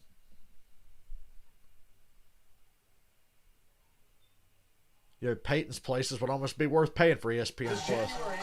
None of the girls I know have ESPN Plus, so I can't bum that account off of somebody. If I ever want to watch something on ESPN Plus, I'll have to pay for it myself. What a horrible thought. 2:41 left till halftime. And the Bills open up a 14-7 lead over the 49ers. James let it go bounce out of the end zone. Down to Lisa Salters. Hey, Steve, back-to-back games here at State Farm Stadium. I talked to Andy Levy, the director. When are the Niners going to be stuck playing in Phoenix for the rest of the year? Games. He said nothing out of the unusual. You know, they've gone from bowl games to pro games before. He said it's really just a lot of work for him and his 7-person crew to get it ready because everything is done on such a condensed schedule. So normally they may take a few days to get the field ready to do all the testing that they have to do. They worked all night to get it done this time, and they had to get up this morning and get the practice field ready for the Cardinals. Right, it's not just the game field, it's the practice field. 14-7 Buffalo. Solid cooperation between these. Wow. Bounced off that and broke to the outside. First down 49ers. Damn. Jeff Wilson. Hard running for 12. Hard running. That was unbelievable. He got knocked back a couple of yards. I said hard running. Still able to make 12 yards on this one, Bruce. Yeah, with Jermaine Edmonds, it was Lincoln Tomlinson, the young guy, who was trying Bounced off his own tackle and rolled to the outside and got 12 yards. This line of backs that they have here, that just love the contact, they love the physicality of it. These guys were bringing all night long. We said this would be the most physical Monday night game we've had, and it's lived up to it so far. Might be the final play before the 2-minute warning. Here comes pressure on Mullins. Nope. Gets away. First down. Kendrick Bourne. Oh, that Kyle Shanahan creativity. I missed that in Atlanta. Boy, going from Kyle Shanahan to Dirk Cutter is like driving a Corvette and switching up to a fucking beat-up Pinto or something. Because that kind of creativity we could really fucking use in Atlanta. That was like a fake jet sweep play-action deal and got somebody open. Mullins had to avoid pressure because the protection wasn't good. But somebody was open. Not used to seeing that in Atlanta these days.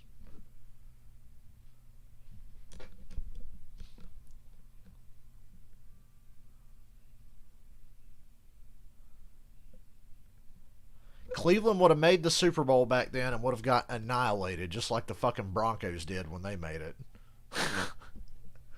That would just be more pain for the Browns. Like, oh, we made the Super Bowl. And yeah, the 49ers or the Redskins or whoever beat the shit out of you. It's like, so what? Oh, it was the Giants in 86, yeah.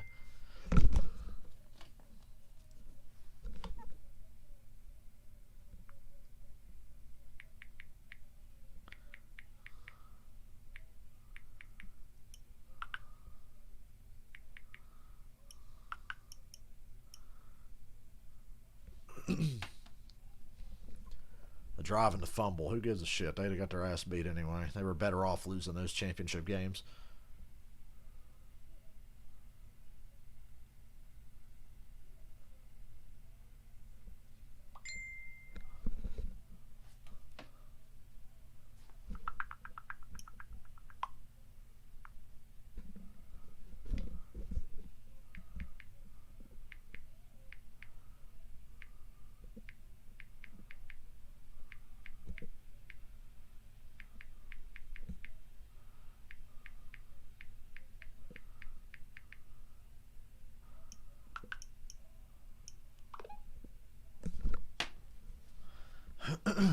Note to self, never streaming any Falcons games again until next season.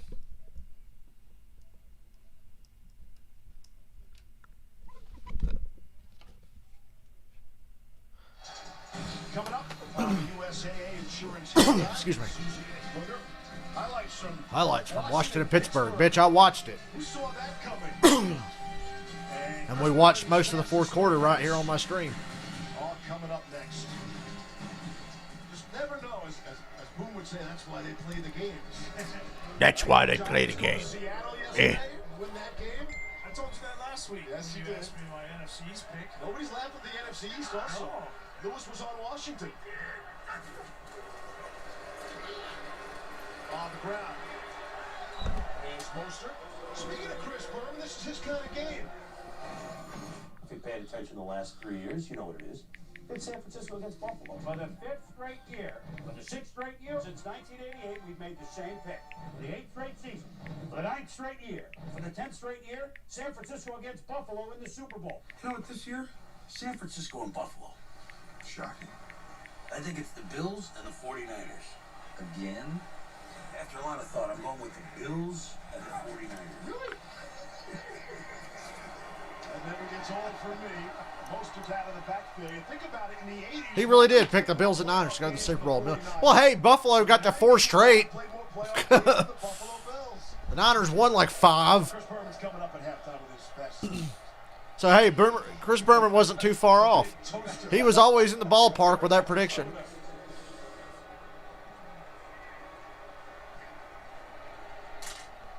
This is like his dream matchup.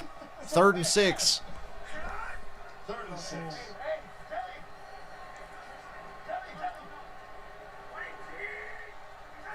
Did you guys hear Patrick Mahomes audible with Hill and Killer last night? Incomplete. One of Patrick Mahomes' audibles was Hill and Killer. And I swear to you, I was sitting there during the game. I go, did he say Hill and Killer? And 10 minutes later, people are like, oh my God, Mahomes said Hill and Killer. Must have been his no-look pass. The pressure is coming right here, and Mike Milano just watching. They put him in sub. You see with a nice inside move, and then he just plants him right in the chest. I mean, they are happy to have him back. He is an absolute playmaker for this defense. Look, I know I've said the San Francisco 49ers are physical, but the Bills are bringing it tonight. And their defense has stepped up time and time again. Wisnowski pumps it away. Fair catch for Andre Roberts. We're back in 30 seconds after this word. T-Mobile. This holiday at T-Mobile, it's not about how far apart we are. It's about how Buffalo, wide right, Cleveland, red right 88. on the new iPhone 12 with 5G. That might be the worst call before Greg Williams all-out blitzed in a Hail Mary situation yesterday. Now and save 20% on your bill versus the other guys. That's the best value in wireless. That's right, the iPhone 12 on us on America's largest 5G network. And save 20% per month. It's time to holiday on. It's time for T-Mobile. 65 seconds left in the half. We'll see how Buffalo plays it. They have all 3 timeouts. Look at the eye-popping numbers on Josh Allen. 15 of 18. And Buffalo has passed on 12 of 17 first down plays. They are winning on first down, Buffalo tonight. And Josh Allen's 10 for 12 on first down, so they have been excellent. Another big play on first down. It is Devin Singletary. Conservative approach there from Sean McDermott. A minute left in this first half, and all 3 timeouts. See if they decide to up tempo here and throw the football.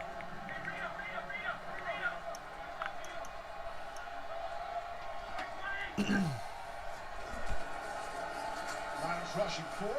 Allen waiting for Beasley to clear. Call timeout. Down to 25. And a timeout will be spent here. Niners get the ball to start the second half. And the Bills find themselves all alone in first place in the AFC. Hey, don't sleep on the Patriots. They've crawled back to 500. And the Ravens are choking, and I don't have too much confidence in the Dolphins. And the last year they won a playoff game. So I think the Patriots have a shot at playoffs. But I'm pretty sure Buffalo's got the division won. Buffalo's last playoff win, 1995. I was a baby. I was a baby in 95. Oh, that classic Home Alone. I might actually start watching Christmas movies soon. I got all these streaming services and shit. I'm going to watch Home Alone. I'll have to do that on my day off on Christmas Eve or something.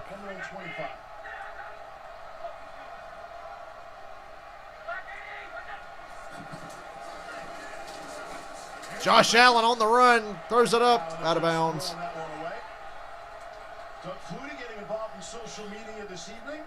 Diggs was screaming for a flag. I didn't really see it, though. The Bills haven't won a Monday night game since 1999 with Doug Flutie. I did not know that. Although it makes sense now that I think about it. Yeah, look at that graphic. The only team that hasn't won on Monday night this century. The Bills are the only team that have not won on a Monday night this century. Well, I think they're going to break that tonight. I picked them to win this game anyway. They lost in the wild card. They want to make the change this season.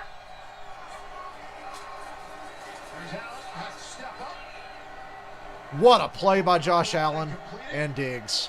It is Diggs out of bounds. Clock stopped with 19 seconds left. Gain 18. You just see how calm and confident Josh Allen here is in the pocket. Just watch how calm he is and let stuff out. The whole AFC North has an easy schedule, man. Think about it. The AFC North, the Bengals are in it. Everybody plays them twice, and you get to play the NFC East. I mean, this guy has worked so hard this offseason to perfect his game, to control his game. That whole division has an easy schedule. The only tough games they have are with each other, except for the Bengals. He's got all the talent in the world. And the question was, get seasoned, and for him to make sure. The Bills just have to waste a timeout with the clock stopped. They sure did. He's done all of that in the offseason, and you're seeing the results. Buffalo takes another timeout there with the clock already stopped, the play clock ticking down. Kind of surprised they haven't tried to push the football down the field here. They started in decent field position with all 3 timeouts, just over a minute to play. We always want to get that first down, right? If once you get that first down, you saw them take the timeout, because you don't want to not get a first down and give the ball back. But that was a miscommunication there. Yeah, what's so interesting about this team, though, is they are such a quick strike. They can strike you very quickly. It looks like they're kind of just, plodding along here because they've got some people on the outside that can get it down the field in a hurry. They better. There's 19 seconds left in the half.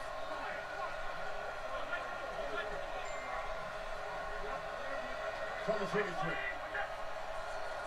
Bills are throwing 43, 16 seconds of counting, 1 timeout. Allen's rolling to his right again. Cole Beasley. They give him the catch. Stops the clock. Did he make that catch? Some of these sideline catches that Beasley and Diggs are making are just insane. He made that? Wow, what a catch. When did Beasley become this good? With his composure in the pocket, Grease. Yeah, he just looks on fire. It's funny how you leave Dallas and you become a much better player. 6 seconds, and there's no defensive back that can hold up that long. 7 catches, 113 yards in the half. Bills are right on the edge of field goal range now.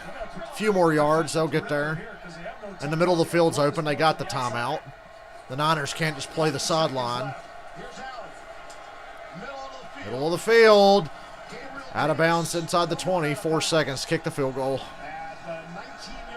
Oh, the Bills have a shot to have a 10-point lead here. 4 seconds. You got to kick it. Get off the field, Josh. Have just been giving San Francisco fits all night long, making these corners run and chase and run. And when you're not getting pressure on the passer, which is something we expected San Francisco's D-line to do, Josh Allen is going to give you a headache. And that's what he's done so far. Tyler Bass in that one game here was a heartbreaking loss, but Bass was all good. 3 for 3 from 50 yards and beyond all the second quarter. So see if he can end the half on a 37-yard field goal attempt. And it's good. That's a beauty. And the Bills are up 17-7 at half. For the first half. Bills with a 10-point lead over the 49ers. Stay tuned for the USAA Insurance halftime. That's coming up next. We made USAA insurance for this season, and the veterans that never. Shut up, commercial. All right, let's go back to Twitter. I want to see if I can find any gold to laugh at the Steelers.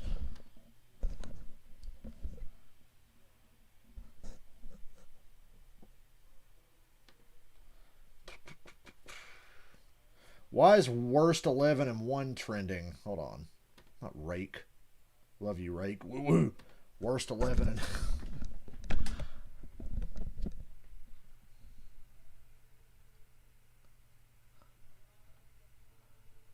The worst 11 and 0 team of all time. I don't know. Are they really the worst 11 and 0 team? I think the 72 Dolphins were pretty fucking overrated, but that's just me. All right, here's the Washington-Pittsburgh highlights. Josh Allen and his ripped open leg. Here comes Washington, fourth quarter. Look at this blown coverage. Wow. 18-yard score. Washington ties it at 17. Later, Washington driving. Smith to Cam Sims. Look at the one-handed catch. That would lead to a Mike Tomlin had that look on his face way too often the last 5 years. Intercepted. Offensive snap ceiling.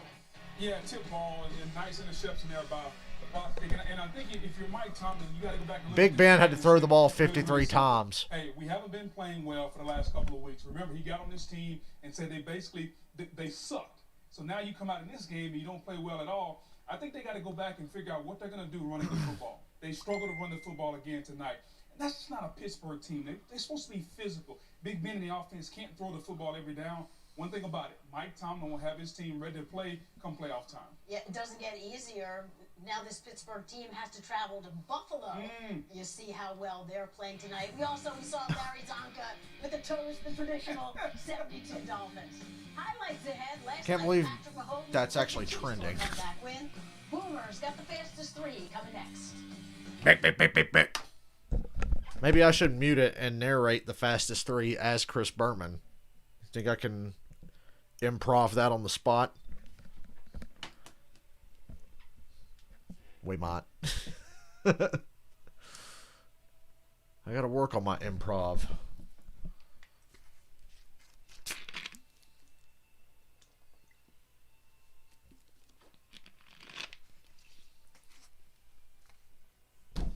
Bust out one of my 5 impressions. Oh, I had such a great dinner tonight. I had a meatball grinder from Louis. Oh, it was so good. That's just food you can't get in North Carolina. Louis from Philadelphia, and he lives here now. He opened up a restaurant. They got the best shit ever. And, yeah, that's food you just can't get in North Carolina, because I love the food up north, because every summer I'd stay in Connecticut, and there's all these badass pizza places and shit up there, and the food just hits different. Like, it tastes, I don't know what the word is. It tastes real. It's like real good fucking food. You just can't get that around here. Louis is rare. If Louis ever disappeared from my town, I'd be so depressed. I hope Louis lives a long, healthy life, because I'm going to single-handedly keep them in business. I'm going to eat Louis again tomorrow night. I'm going to have spaghetti. Tried the grinder. I had a pizza on Saturday. I had the meatball grinder today, and I'm going to have spaghetti tomorrow. Get some good-ass spaghetti and meatballs. I've been saying I need some spaghetti with meatballs. I ain't had that in years. Nobody around here wants to fucking put meatballs in their goddamn spaghetti. I can't do this. Don't give up. Oh, it's a Stuart Scott commercial. I thought they were coming back on the air. I miss Stuart Scott. cooler than the other side of the pillow.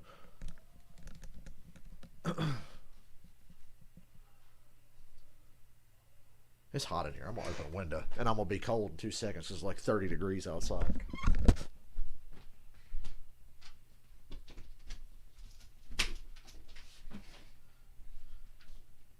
I got a good workout in today. I'm thinking about after the game, I might watch Friday the 13th Part 7 before I go to bed. Oh, I got to work tomorrow and there's no getting out of it. Oh, wait, here's Boomer. Oh, shit, where'd I lay my remote? There it is. Stupid. Tiny-ass remote. Then President Franklin That's right. Roosevelt called it Chris a day Berman. that will live Actually sounds like Al Pacino. It's starting to turn into Al Pacino when I try to get loud with it. in Honolulu that day. Hoo-ah. There are many more with us that fought for this country in World War II. And thank goodness there are plenty left from that era. So to you, the greatest generation, we give Greatest generation, my ass. Tom Brokaw's a punk. Here we go with our fastest 3 minutes, and we begin with New Orleans trying to win. Ah, fuck off. Taysom Hill has done Taysom Hill. Running back pretending to be a quarterback. Wide open touchdown. Anybody can make that throw. He's nothing special. Aaron Rodgers, Packers home against Philadelphia. Hey, I saw when I cut off the stream, I watched a little bit more Packers-Eagles, and the Eagles got back in it for a little bit. Then Aaron Jones finished them off. Carson Wentz bench. Heartfelt words from Rodgers to Wentz. Giants-Seahawks. I watched the game-ending drive. Into Seattle and their defense. Ooh. Russell Wilson and the Seahawks. Giants have won 4 Giants. 5-7 in first place. Browns-Titans. Here's the big one of the day. Browns. He threw Look at that. passes to the big guys like Kendall Lamb. He threw Kevin Stefanski, Coach of the Year. Unless the Giants win the NFC East with a 9-7 record, then give it to him. If the Giants have a 9-7 record at the end of the year, give it to Joe Judge. 9-3. Eggnog aplenty for Sam Colts, Higgins. Texans. Phillip Rivers, Jonathan Taylor. Yep, that's a Romeo Crennel defense right there. Texans down 6. Oh, what a way to lose. Watson fumbled the snap. The Colts are now 8-4, tied for first with Tennessee. Tua, Kandua, Miami. Mike Gesicki a touchdown. Mike Gesicki. Dolphins started 1-3. They're now 8-4. The Rams blew away the Cardinals late in the game. Youch. LA wins. They are 8-4. New England liked it so 8-4. 2 of their losses were to the 49ers. Blocked field goal for a touchdown. New England. The blocked field goal. Devin McCourty to the house. Patriots. 45. Back in the playoff hunt. They're back to 500. The Bears thought they were going to be back in the playoff hunt until Adrian Peterson happened. For their interim coach, Darryl Bevel. Hey, there's your boy Darryl Bevel, Jeff. Have won their first game. Jaguars, they scored a Madden touchdown yesterday. Opening day, James Robinson, touchdown, overtime for Jacksonville. Mike Glennon and his really long neck intercepted in A overtime. late field goal. Vikings get the win. They're 6. Oh, Jets, Raiders, here it is. JETS Jets. They're going to win. They're 0-12, but they're going to win. Ty Johnson, touchdown against All out blitz on a Hail Mary. Derek Carr, final seconds. Fucking stupid. Raiders win. They want that first overall pick, bro. 31-28. You know what? Give yourself an early stocking stuffer. Sign up for ESPN Plus. You get NFL Prime Time. Anybody want to buy me ESPN Plus? I'm kidding, I don't need it. Mondays, Tuesdays, I'd watch Peyton's Wednesdays. show, that's probably it. Susie? Break it, boom. Right after Monday Night That's Football, right. catch Sports Center with Scott Van Pelt for We'll be closing back. reaction. Plus the Steelers' stunning loss to Washington as the last remaining unbeaten goes down. Washington heads to Glendale next, where the Niners are trailing the Bills 17-7. USAA, an official insurance sponsor of the NFL, thanks you for watching the USAA Insurance Halftime. I feel like this game's starting to get away from the 49ers, though. Had me all excited in the first half. That game started off wild as shit. We might have to call it an early night if it gets too bad. 49ers are fighting for their lives here. If they win this, they're back in the hunt. Got to win it, though.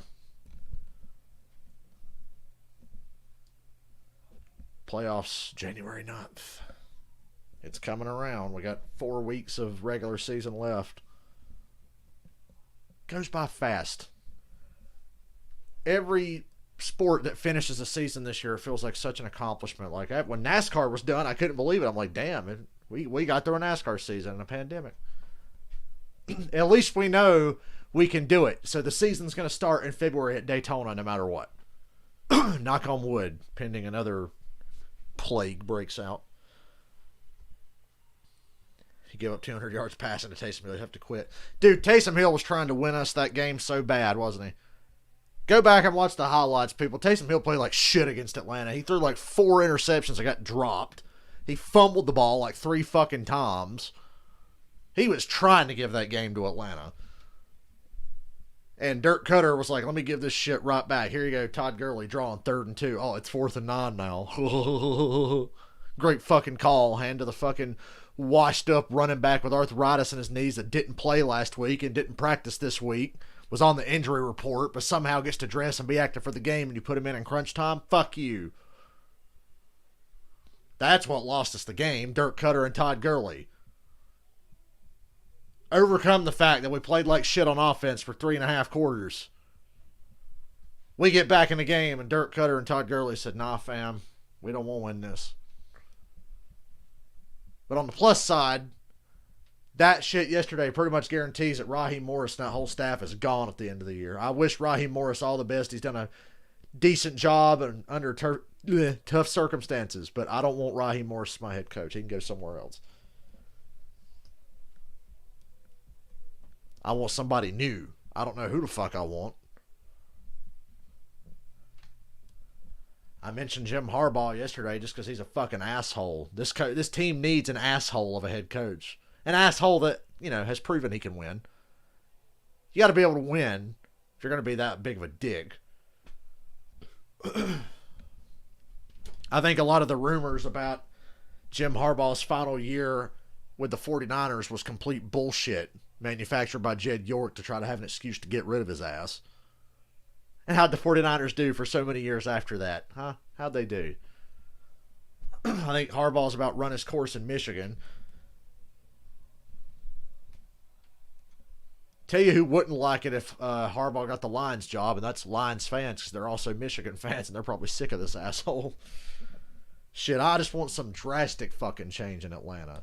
Culture shock. Whip these motherfuckers. I don't want a player's coach. Can we just clone Bill Belichick or Frank Reich or somebody? I love Frank Reich. I said I'd love to trade for him. Can we trade for Frank Reich? I'll give you Julio Jones and our next 2 first-round picks for Frank Reich. That's all I'll give you. Julio played his ass off yesterday, though. Pro Football Focus, the highest-rated Falcons yesterday were Matt Ryan, Ridley, and Julio Jones, coincidentally. Offensively, I think on defense, the highest-rated was Deion Jones and Keanu Neal. Now we're back for the second half. What a start to this one. Due to Santa Clara County's COVID-19 restrictions. Oh, so they did get kicked out for COVID restriction. I couldn't remember why the Niners got kicked out of Santa Clara. So what happens when the Cardinals and 49ers make the playoffs and they both need the building? They'd both be on the road. If they were both to make it. I'm starting to worry about the Cardinals. But the Vikings are back in the hunt, and if the Niners can pull back and win this game, they'd be back in it. That's the kind of control we've been talking about with this young man. He's just been on fire. Look at that stat line. Josh Allen's 14 of 15 for 190 and a touchdown tonight. He threw 1 interception, but it got called back because Sherman held Stephon Diggs. Who's going to guard Stephon Diggs? That's a problem. Richie James for San Francisco. He'll take a knee in the end zone. And we'll bring it out to the 25. Steve, Brian, and Lewis here from Lisa Soldiers shortly. And we're going to talk about first down plays and passing the football. All the talk we heard from Buffalo is trying to be more well-balanced, right? Get back to the run game, which was so effective last week, and yet it's been Allen, and the Niners haven't been able to do anything against him. Yeah, they haven't been able to put him on the ground and really put him under duress. When they did get him under duress, They've made Allen roll out of the pocket, but really they've barely touched him tonight. No, there's no question, and they've got to find a way. Robert Saleh has to find a way to keep him inside the pocket. And the Niners have to run the football. They have not been able to consistently run the football in the first half. Give credit to that Bills defense. First and 10 from the 25. Ayuk in motion. Mullins and throw for it. Ooh, that should have been picked. That was into like triple coverage. Of A.J. Klein. Klein is the backup. Mullins was right to hesitate. That should have been an interception. Klein, the AFC Defensive Player of the Week. Very dangerous. This is Klein right here. Watch Nick Mullins. He's going to get back. He wants to throw this ball on time and on rhythm right there, but it's covered, and he takes a risk and goes to the second window. And when you throw late over the middle, lucky it's not intercepted.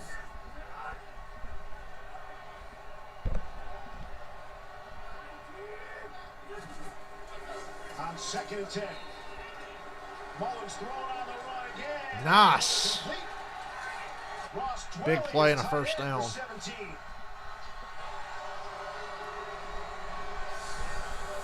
Nice.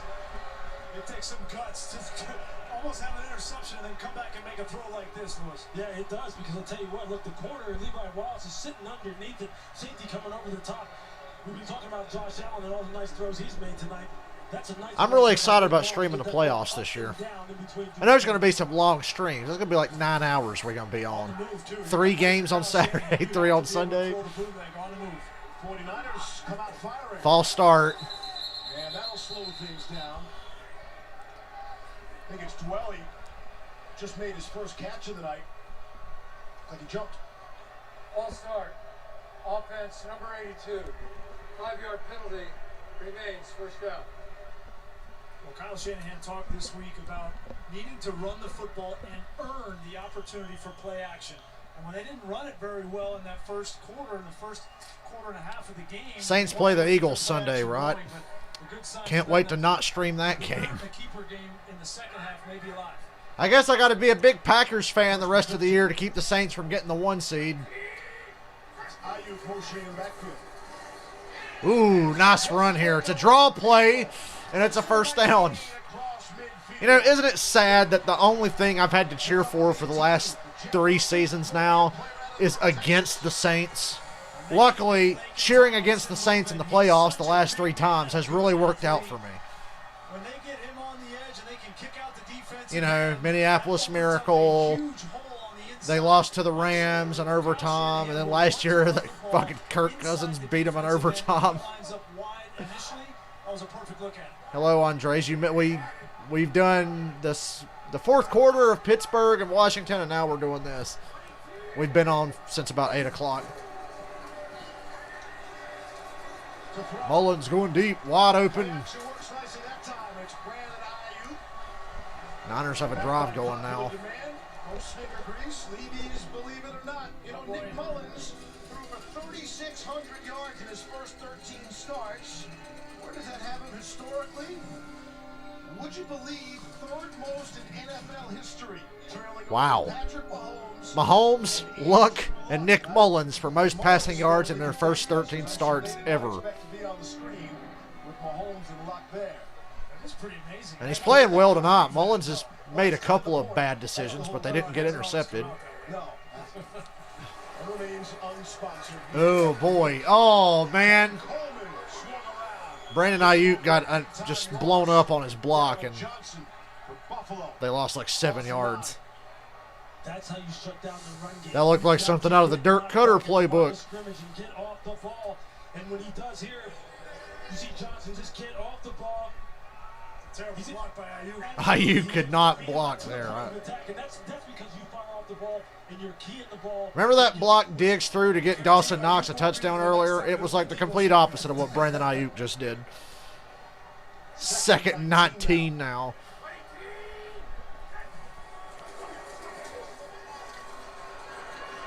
Mullins had a throwing lane Get a lot of it back. It's It's Jeff Wilson, and he's taken right down after a gain of 7. Would you guys be surprised if I told you that Jeff Wilson has 47 yards rushing and Raheem Mostert has just 28? Yeah, you know, they like the committee. I thought they would all have a little bit more yards on the ground by this point, but this is a running game that is body blows, body blows, body blows. And in the third quarter, fourth quarter, they hope to get these big physical downhill backs going. We'll see if they're able to do it. 3rd and 12. This is where Mullins could get into trouble here. It's going to be all about the protection, though. Just completely missed. And the guy was covered anyway. Just kick a field goal, make it a 7-point game. It's a long field goal, but... Tell you what's interesting about that last play, they were trying to get the back one-on-one in the middle of the field on the Mike linebacker, and he wasn't able to get out. Defensive line got him, and got a 45-yard field goal. Great lane, so he took the conservative approach and threw it outside to preserve the field goal. Robbie Gould on to hey, Bears fans, remember Robbie Gould? He wasn't a double doinked it. field goal a week ago, the game winner, 16th career game winner. Oh, this brilliant career. This from 45 on the way. Robbie Gould turned 38 yesterday. Well, look, Jeff, Mike Singletary is not going to walk in there and coach this team, so you know they're not going to win.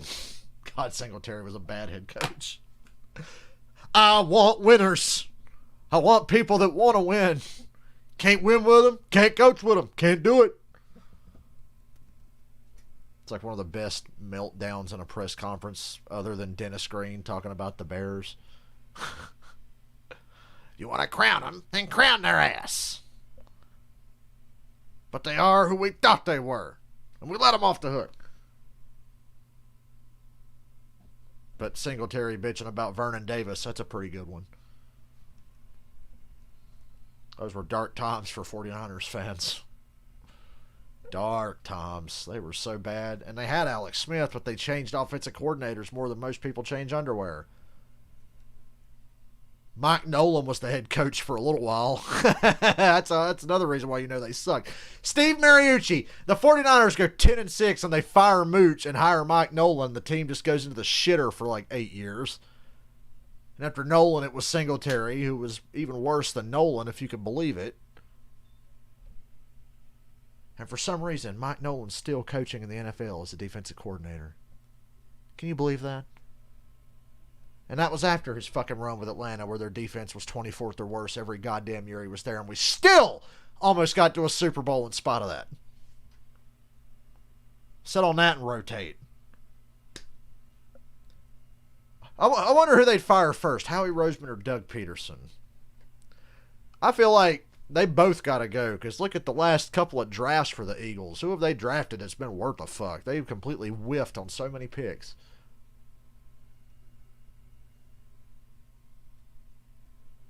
And the injuries and the talent have whittled away. Carson Wentz has turned into a pumpkin. He's completely fucked.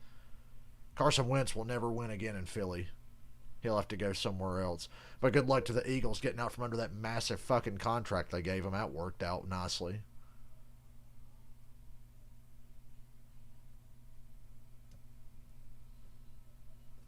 Yeah, Singletary is pretty bad. He got Alex Smith booed off the field. I'll never forget that shit. I was always a bit of an Alex Smith apologist. Why would I fire Doug Peterson for not benching Carson Wentz like a month ago, for not running the ball, for his stupid decisions on 2-point conversions and 4th downs? He's a huge problem. I would probably have to get rid of him too. Unless they start winning with Jalen Hurts. This is going to determine what they do. I think you better win some games and make it interesting at the end of the year, or I think Peterson's ass should go. He's the fucking one calling the plays on offense and not doing a very good job. Carson Wentz is bad, but Peterson puts him in bad situations. I don't care that he won a Super Bowl a couple of years ago. You can't coast off that forever. You end up like Green Bay with Mike McCarthy and hold on way too long, and there you'll be. And he's matched up on Dante Johnson. And you go write another book, Fearless Part 2. Go somewhere else. More good protect. The Bills' pass protection's been on point tonight. got away from Dante Johnson. It's getting to the point where I'd almost have to fire Doug Peterson. Looks right, standing tall in the pocket, comes left, no pressure whatsoever. But I don't know who you'd hire. Easy catch and throw, and then Devin Singletary able to break a tackle and get some extra yardage. San Francisco's going to have to do something to disrupt his rhythm and get him on the ground and get him uncomfortable. Not going to have any chance against him tonight. 2nd and 1.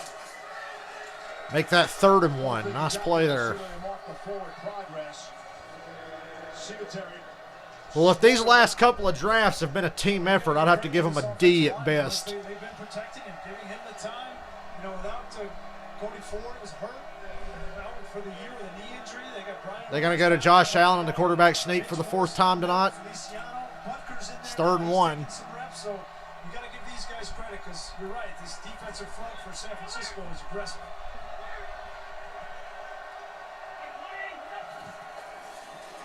Ooh, I love that play. And it worked. 1st down. Gain of 2. Great. Greenlaw got him not until he had 1st down yardage. That's 2 tough runs in short yardage situations by Devin Singletary. Where you're just going to see him, it's going to be him against Drake Greenlaw. How quickly can you get out here on the perimeter after the fake? Can you run me down? But Devin Singletary doesn't have the best speed. He doesn't have home run speed, but he's got that lower body balance and instinct. It just allows him to churn out yardage and pick up those crucial 1st downs. There's an injured Bills player down. We'll check out Got an offensive lineman down. Come back.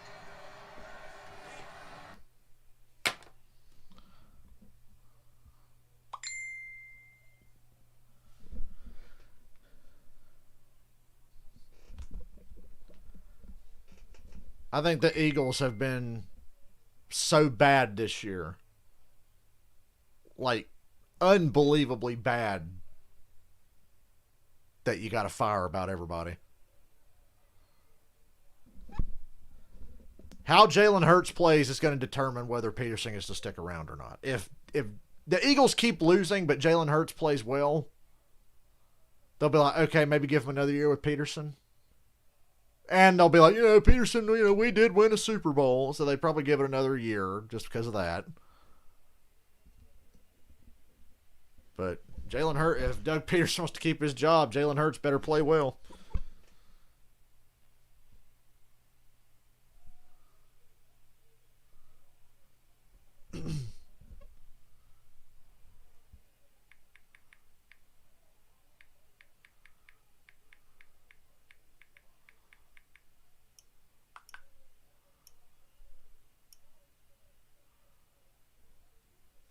Yeah, they made it interesting. The team's just broken though. Injuries are the only reason Peterson's still around, because he could hide behind that excuse. He did the Dan Quinn. Oh, injuries. We got to give everybody a chance to get healthy and come back next year. Well, guess what? That only works so many times. Eventually, you just got to start winning, or it ain't going to be enough. And fucking Washington won today. The Giants won yesterday. Not only did Washington and the Giants win, they beat really good teams. So, in 2016, Colin Kaepernick decided to kneel during the national anthem. And got run out of the league. Next, ESPN. Brutality and racial injustice. Although he hasn't played in the NFL since that season, Kaepernick has become a leading civil rights activist, raising awareness and millions of dollars for underserved communities across the country. I'd just like to say that the last year Colin Kaepernick started for the 49ers in 2016, he had a passer rating of over 91. Why is he not still in the league? First down, Dawson Knox. That's a great football name, Dawson Knox. It's a nice, easy completion against that cover 3 zone again when Dawson Knox just comes out and just kind of spots up. I'm not used to seeing the Niners defense get worked like this. Injuries or not, they just have no answer. And it's really all for Josh Allen. They can't pressure him. They can't touch him. 21 of 25 for 257. They keep playing like this. They got to get some pressure. That would really help them. They can play their zones, but you got to get in his face. But the receivers are so good, you can't really get away with blitzing. Singletary, they like him out of the backfield. You got to be getting pressure with just 4 to blitz, and they're not getting pressure. And Diggs and Beasley are making freak catches. Diggs and Davis, they're really spreading around, getting Knox involved. Singletary out of the backfield. A lot of weapons now for Josh Allen. And you see what General Manager Brandon Beane in conjunction with Sean McDermott had done to help this quarterback, setting him up for success, giving him lots of weapons, building the offensive line, giving him some running backs. That's how you set up young quarterbacks to do what Josh Allen's doing. Offsides, free play. He just throws it to Beasley for a first down. Threw it short, got 6 yards. It should have enough for the first down. Gain of 6. We'll check the marker.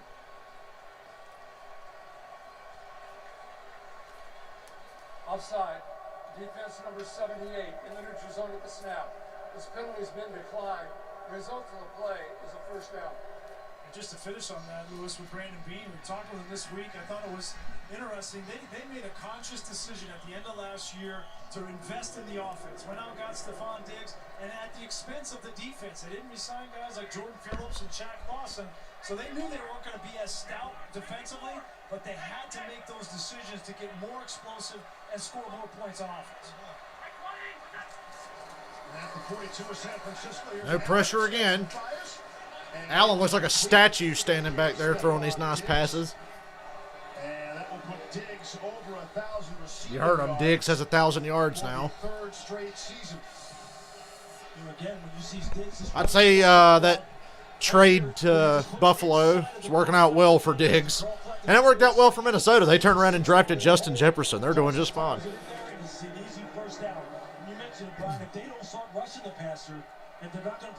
He's going to have more yards this year than he ever had in a single season with Minnesota. They can't rush with 4. They might want to bring some. Maybe Josh Allen was a bigger upgrade over Kirk Cousins than I thought. Arm talent-wise, for damn sure. Here's a great run. Comes in again. I think they're going to get Cole Beasley. He was the one responsible for trying to block Dante Johnson in the nickel, and he got his hands outside of his frame. Holding, offense number 11, 10-yard penalty, repeat first down. That's the first thing that Cole Beasley didn't do well tonight.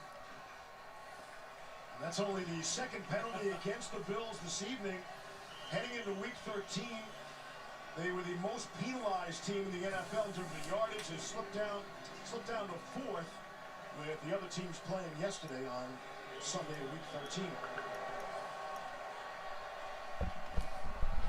And then stop everything for a moment. It has been fun to study this Bills organization this week and just to look at the foundation that has been built. And I think it's a sustainable foundation with McDermott and with Brandon Beane. They've got young players. They've got their quarterback. They've got a nucleus on the defensive side. This is a team that's going to compete in the AFC East for quite some time. Look, and Sean has done a nice job. Enforcement of the penalty and the spot where the foul occurred. This foul occurred at the 29-yard line. Penalty from that point puts it at the 39. It is correct. First down. He's done a little housekeeping there. Yeah, he's done a nice job. I was just going to say, Sean McDermott and Brandon Beane have done a nice job of combining veteran free agent acquisitions with the draft, develop and utilize them, and they've got this football team right where they want them now. First and 18 for Buffalo now. Brian Dable gets an assist there, too. Here's Allen. Ooh. Low throw. Now you got him on 2nd and 18. There you go, Niners. And the reason they had to try to invest in the offense, it was amazing. Each of the last 3 seasons. Allen needed to be a little more patient on that throw. Armchair quarterback over here is telling you. Finally, the 49ers get some pressure. Just this little bit of threat. The presence in front of Josh Allen leads to an inaccurate throw.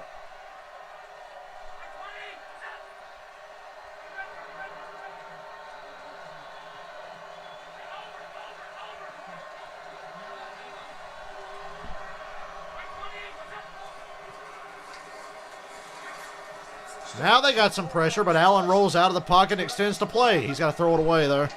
Good job. Uh-oh. Ah, they're going to get a personal foul on the 49ers. Street's penalty is going to bail out the Bills. Foolishness. Would have been a 3rd and 18.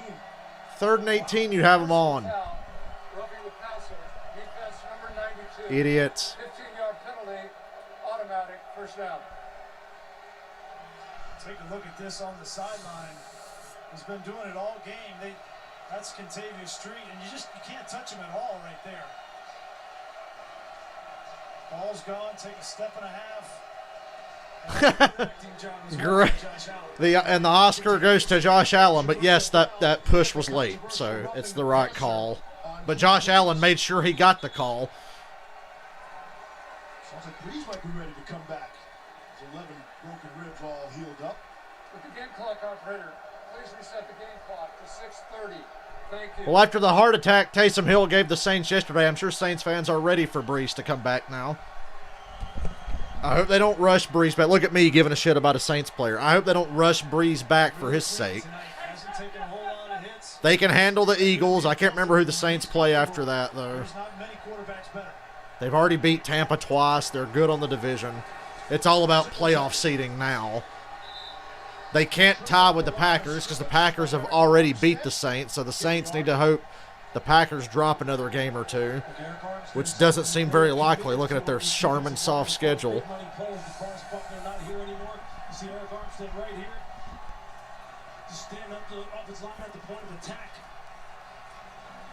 Just get a hand in there and trip up Devin Singletary. And he's going to have to play big for him. He has to play big for him in these passing situations. He's going to start getting some pressure on Josh Allen, make him uncomfortable, as we said. 2nd down and 9. Wide open, touchdown. What the fuck?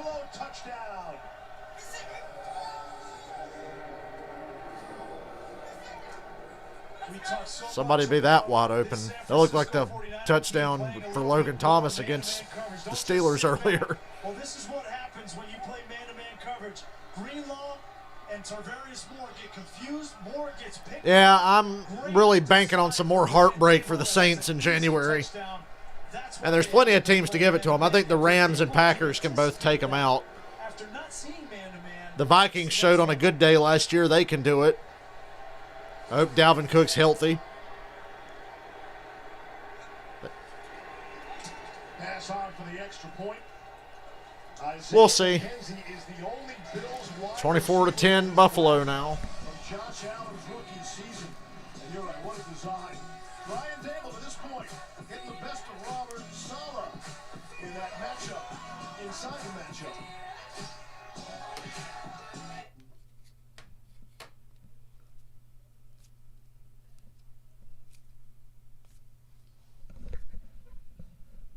Ten 12. Let me check lay weather. I just want to see how cold it's going to be. I know it's not going to rain tomorrow, but the temperature will say a lot about when I'm going to be working tomorrow. So here's our daily local weather report that I end up doing on these streams, and I'm trying to figure out what work is going to be tomorrow.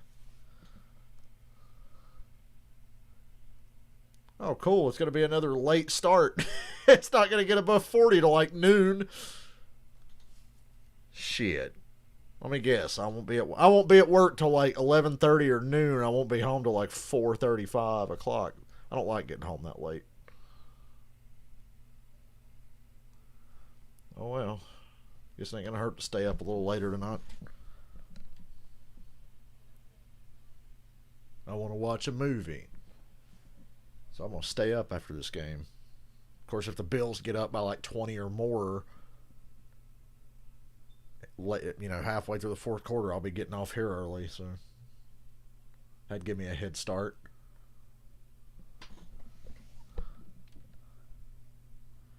Robert, I'm just not that memorable. Maybe that's why you're forgetting about me. This game is starting to not be very memorable.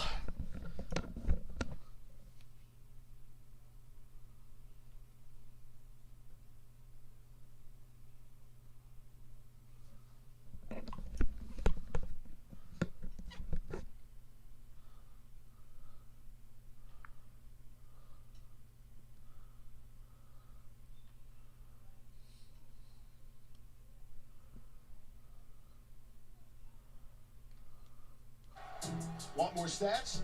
Hey Siri, who leads the league in rushing yards? It's Derrick Henry. Still has the best of Nick Chubb. Those two got together on the football field yesterday. It was quite a battle. And the holiday season is clearly upon us. Close out this first week of December 2020. I can't wait to see the Cleveland Browns after what they did to Derrick Henry next week. That should be a lot of fun against the Ravens. All right, if the Niners are going to get back in this game, I know 24-10. You better get back in this game quick. they got to get back to the run game. This is a 9-10. You were checking for Salty Steelers. Man, I kept looking for Salty Steelers fans. During commercial breaks, I'd get on Twitter and try to find some. Come down with the tackle on the second level and get Raheem Mostert back in this football game. If the Bills are going to play that technique with a wide defensive end, Kyle Shanahan will go back to that cross sift and kick him out and run between the tackles.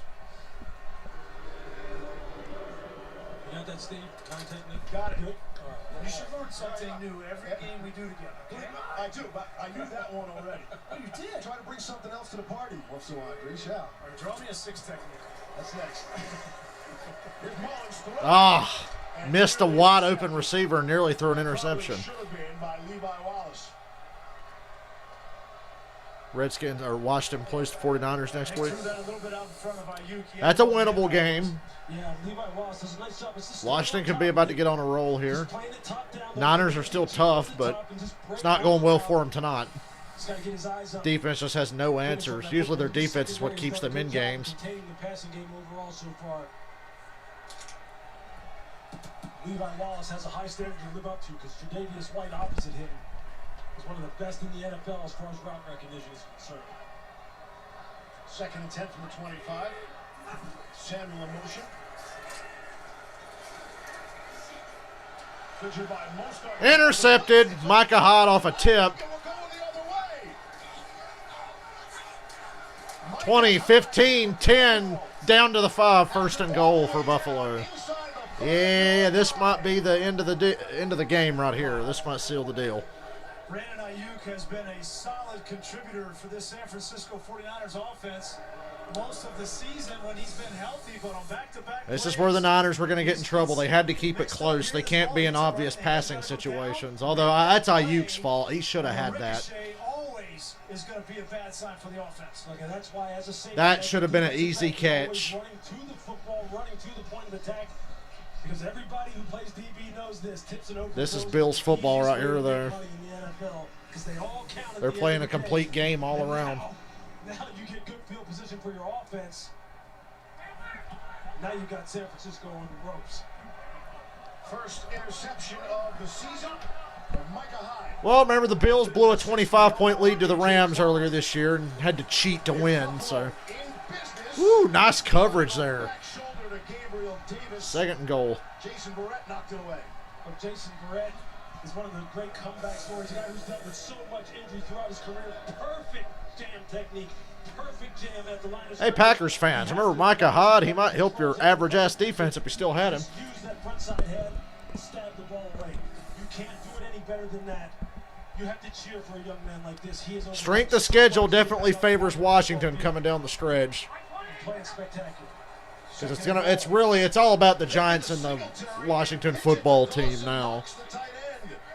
Okay, so the Niners have Bills on 3rd and goal again from just across the 2. Jason Kelsey, but yeah, it's hard. It's hard to follow the ball when you got Singletary going one way and Knox another. But that's a great job. Did you guys see the Broncos give Chiefs fans everywhere a heart attack last night? I enjoyed that game. Chiefs made it way harder on themselves with some dumb play calls. That's rare from Andy Reid. 3rd and goal. Big drop back from Josh Allen. There's a flag. Beasley's down at the 1. But there's a flag down. And we'll check the penalty marker. San Francisco finally brought some heat. Yeah, they had Josh Allen on the run. What was that, a 30-step drop from Josh Allen? I think there's going to be a holding call on the inside. Holding. Offense number 20. Take the penalty and make it 3rd and long. Penalty. Repeat. 3rd Because, you know, on that 4th and inches from just outside the goal line, the Bills would probably go for it. So, yeah, take the penalty, back him up, make it 3rd and long, and see if you can make a stop. He's going to have to do more of. He's going to have to get his guys coming up through the A-gaps, getting right in Josh Allen's face. And Fred Warner is one of the people who can do it. They haven't been able to get pressure on him with 4. You're going to have to send 5 or more and see if the secondary can hold up on the outside. 3rd and goal, push back to the 12.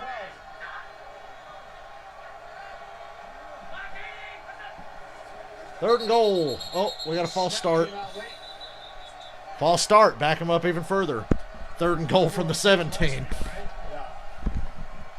Players will start to the center, snaps the ball. Start the offensive line. The entire offensive line. Good on you, Tony. Correct. Do I single anybody out? I mean, last week it was Real nice of him to not single anyone out. So, hey, man, you guys can't start this deal until I snap the ball. You know the rules. This is the Bills being unable to put away an inferior opponent.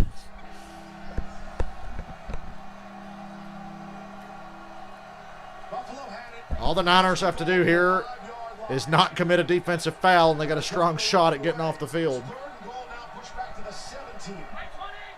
Can they get pressure for once? Nope, it's a draw. The Bills are going to take the draw and settle for the points.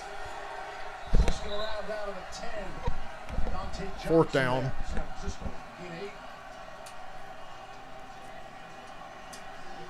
San Francisco defensively did what they needed to do in a sudden change situation. Robert Saleh was put in a tough spot after the interception.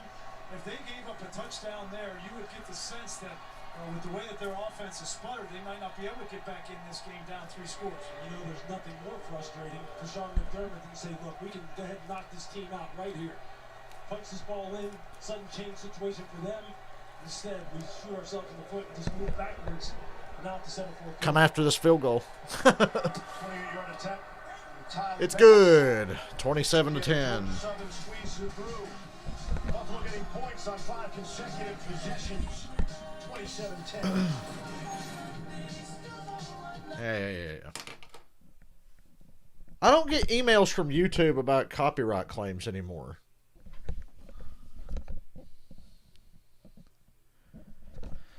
Nah, Robert, I'll tell you what the play of the game was. The play of the game was the end of the first half when Washington was out of timeouts and Alex Smith took the ball off the field, so the referees had to call an administrative stop to the game to get the kicking ball in position to give Washington a field goal. That was the play of the game. Alex Smith fleeced the refs and the Steelers to get his team 3 points at the end of the half when they were out of timeouts. That was the play of the game. That's where the game turned for Washington. The end of the first half, that field goal that they kind of, sort of, probably shouldn't have got.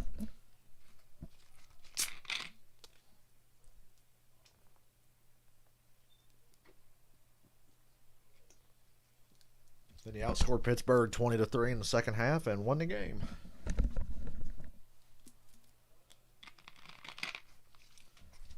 That really was a great team win. Everybody in the second half did their part. The offense stepped up, sustained long drives, converted 3rd downs, and the defense was the Washington defense. That's the most complete half they've played all season. They're getting hot right now. Let me look at the schedules again. I want to see Washington's schedule. I know you listed it, but I want to see it, and then I'm going to look at the Giants' team schedules.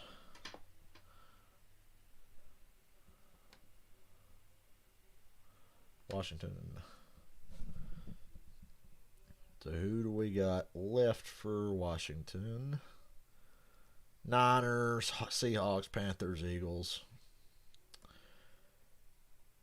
So I'll say win, loss, win. Oh, Ron Rivera's going to win now. You guys are going to beat Carolina. That's Ron Rivera's revenge game. So 1, 2, 3. I think they're going to win 3 more games.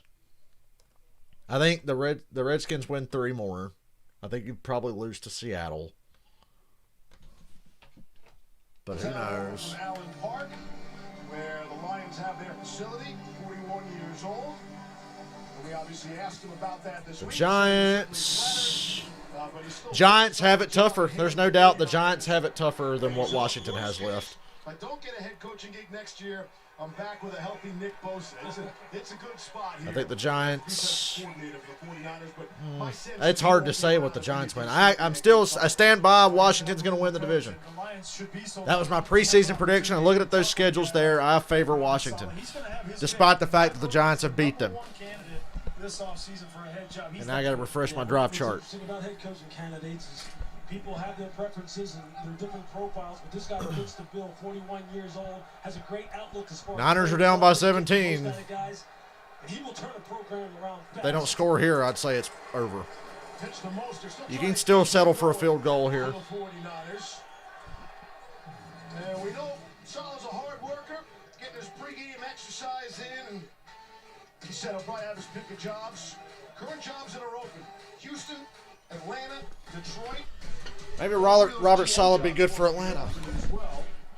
Jacksonville general manager job is open. Jets defensive coordinator job is now open after the news today. That was a shock. What he's done with this defense, I mean, you lose Nick Bosa, Solomon. Do I think you have no chance against Seattle? No, you've got a chance with Seattle. But what are the chances of Washington winning out? I don't think any team in the NFC East is going to win their next 4. So if you had to lose one, I'd say you're most likely to lose the Seattle game. What I really liked about when we talked to Robert Saleh, that he talked about with the non-negotiables as far as what really separates. But as tough as the Giants' schedule is, that's okay. You guys will probably still win the division. Detail, the effort with which you play, and the violence with which you play. You can control those 3rd and things. 2. See, that's a message that resonates with Needs to be something short just to keep this drive going. regardless of my talent level. And it is Deebo Samuel breaking tackles.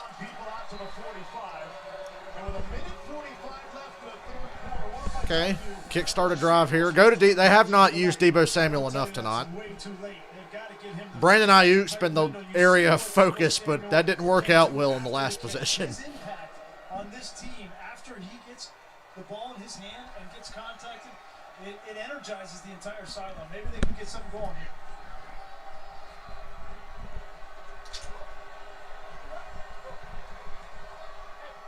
Maybe the Bills will get socked out because of what happened the last time they played in this building. I don't know.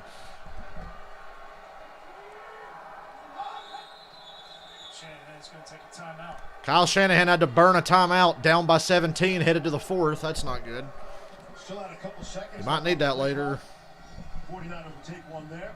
This week, NFL players are wearing customized cause-inspired cleats for My Cause, My Cleats. Visit NFL.com/MyCauseMyCleats to hear the players' stories, bid on their custom cleats for charity, and learn more about the causes they are supporting.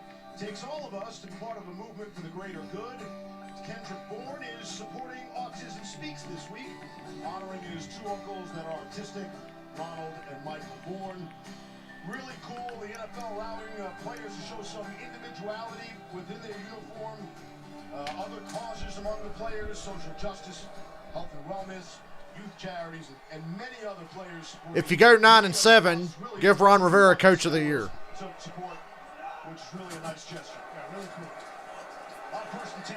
Mullins going deep. He's got a man. It's Ayuk. 1st and goal, 49ers. This game's not over yet.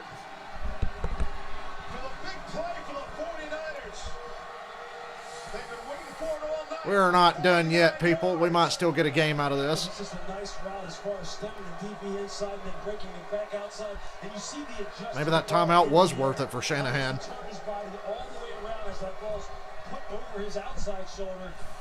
And there's a reason why Brandon Ayuk was someone that Kyle Shanahan was fired up about, coached by Herm Edwards, used to work for us at ESPN. Herm Edwards, Mr. You play to win the game, used to coach this guy. I love this guy, man.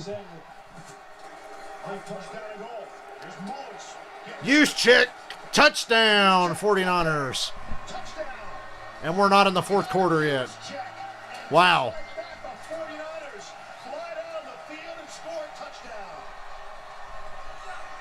Nice drive. They got Deebo Samuel involved on a nice play. Hit a big play down the sideline, and the threat of them sticking to the run game keeps the play action alive, and they score off of it. Spider 2 Y banana. And put a drive together. When That was Spotter 2 Banana because Juszczyk was the fullback, the primary receiver. Spotter 2 Banana on Monday Night Football. There you go, John Gruden. Lewis, your analytics people will tell you to go for 2 here. The Niners are kicking the extra point. It's okay to kick the extra point here. It's 10 points, 27-17, nearing the fourth quarter. It's all good. Thunderbolt for the 49ers. Look, all the different ball handling in the backfield. Just keep an eye right here on Taron Johnson. Watch right here. Watch his footwork get messed up because he has his eyes in the back. Just that step forward gives Juszczyk all he needs as far as space out in the flat. That's what these kind of offenses do. If you start getting lazy, you start getting tired, they start up-tempoing you, and all of a sudden, your eyes just want to follow the football, follow the quarterback. That's all it takes. And Brian, you talked about that at the beginning of the show. That's all they need is a step. They just want you to relax for an instant. And then they Oh, Kyle Shanahan cooked up something good there. God damn it, I hate him, but I miss him too. Check out the smile wiped off his face by Kyle Shanahan. Boy, the Falcons had the right idea. We just had the wrong guy at head coach. It should have been Shanahan the whole time. At least he played quarterback in college at Georgia Southern. Oh, man. What could have been? We could have won back-to-back Super Bowls. In the run game, and you see his impact in short yardage goal line pass.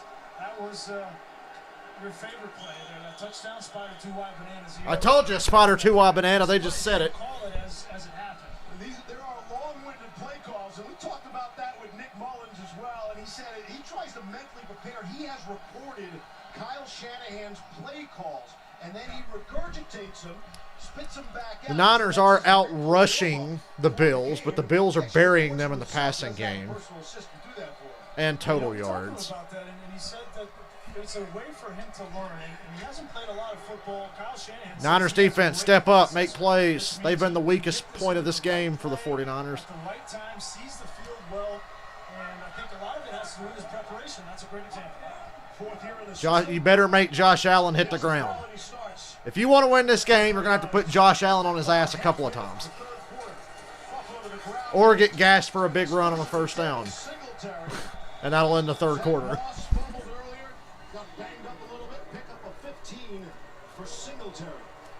Great sign from Gabriel Davis. The wide receiver came in and laid a crack block on the safety for that big run. So they sneak in one more play here with 3 seconds left in the quarter. End of the third. And they won't. That does it for 3 quarters. Now it's on the San Francisco defense. Can they stand up? Buffalo's gotten points the last 5 possessions. Come on with us to the fourth quarter.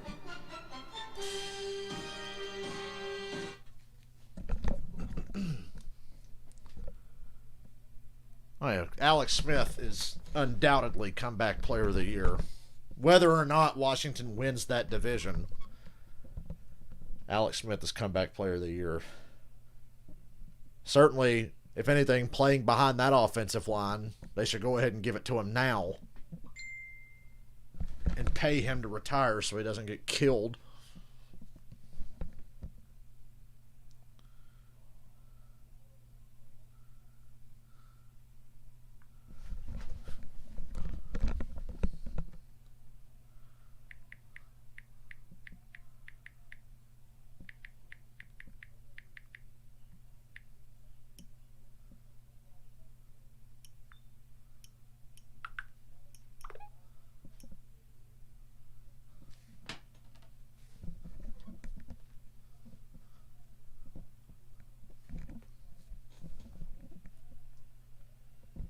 Gonna have to take some chances here to try to put Josh Allen on his ass.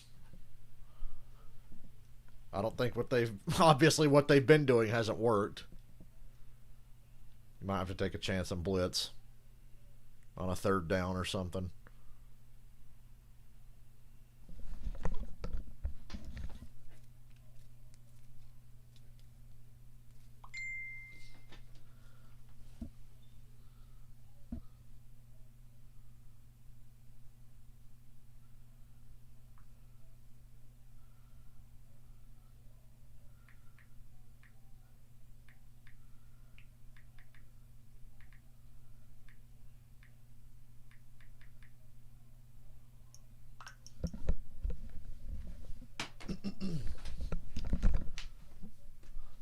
If you're a Jets fan, are you even upset about yesterday? I mean, really. Just thinking out loud. Fourth quarter. Kyle Shanahan is 0-24 when trailing by 7 in the second half. Kyle Shanahan, big goose egg, 0-24 when trailing by a touchdown or more in the second half. So up against it here, trailing by 10 as we open up quarter number 4. The Bills offense has been hot.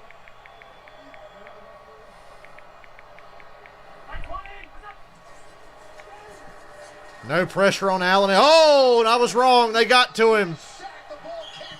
Ball comes out. I think the Bills recover. They really shouldn't have got pressure. Allen held onto the ball too long.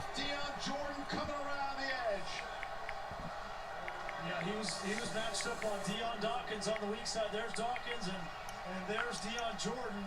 And this is the first time that we've really seen this. He did the Matt Ryan. He patted the ball and pump faked too many fucking times. Great job by Jordan to come around with that right hand and try to chop that football out. I wish I lived in Pittsburgh so I could hear all the sports talk radio tomorrow. You know, it's always good after the Steelers lose to a allegedly inferior opponent.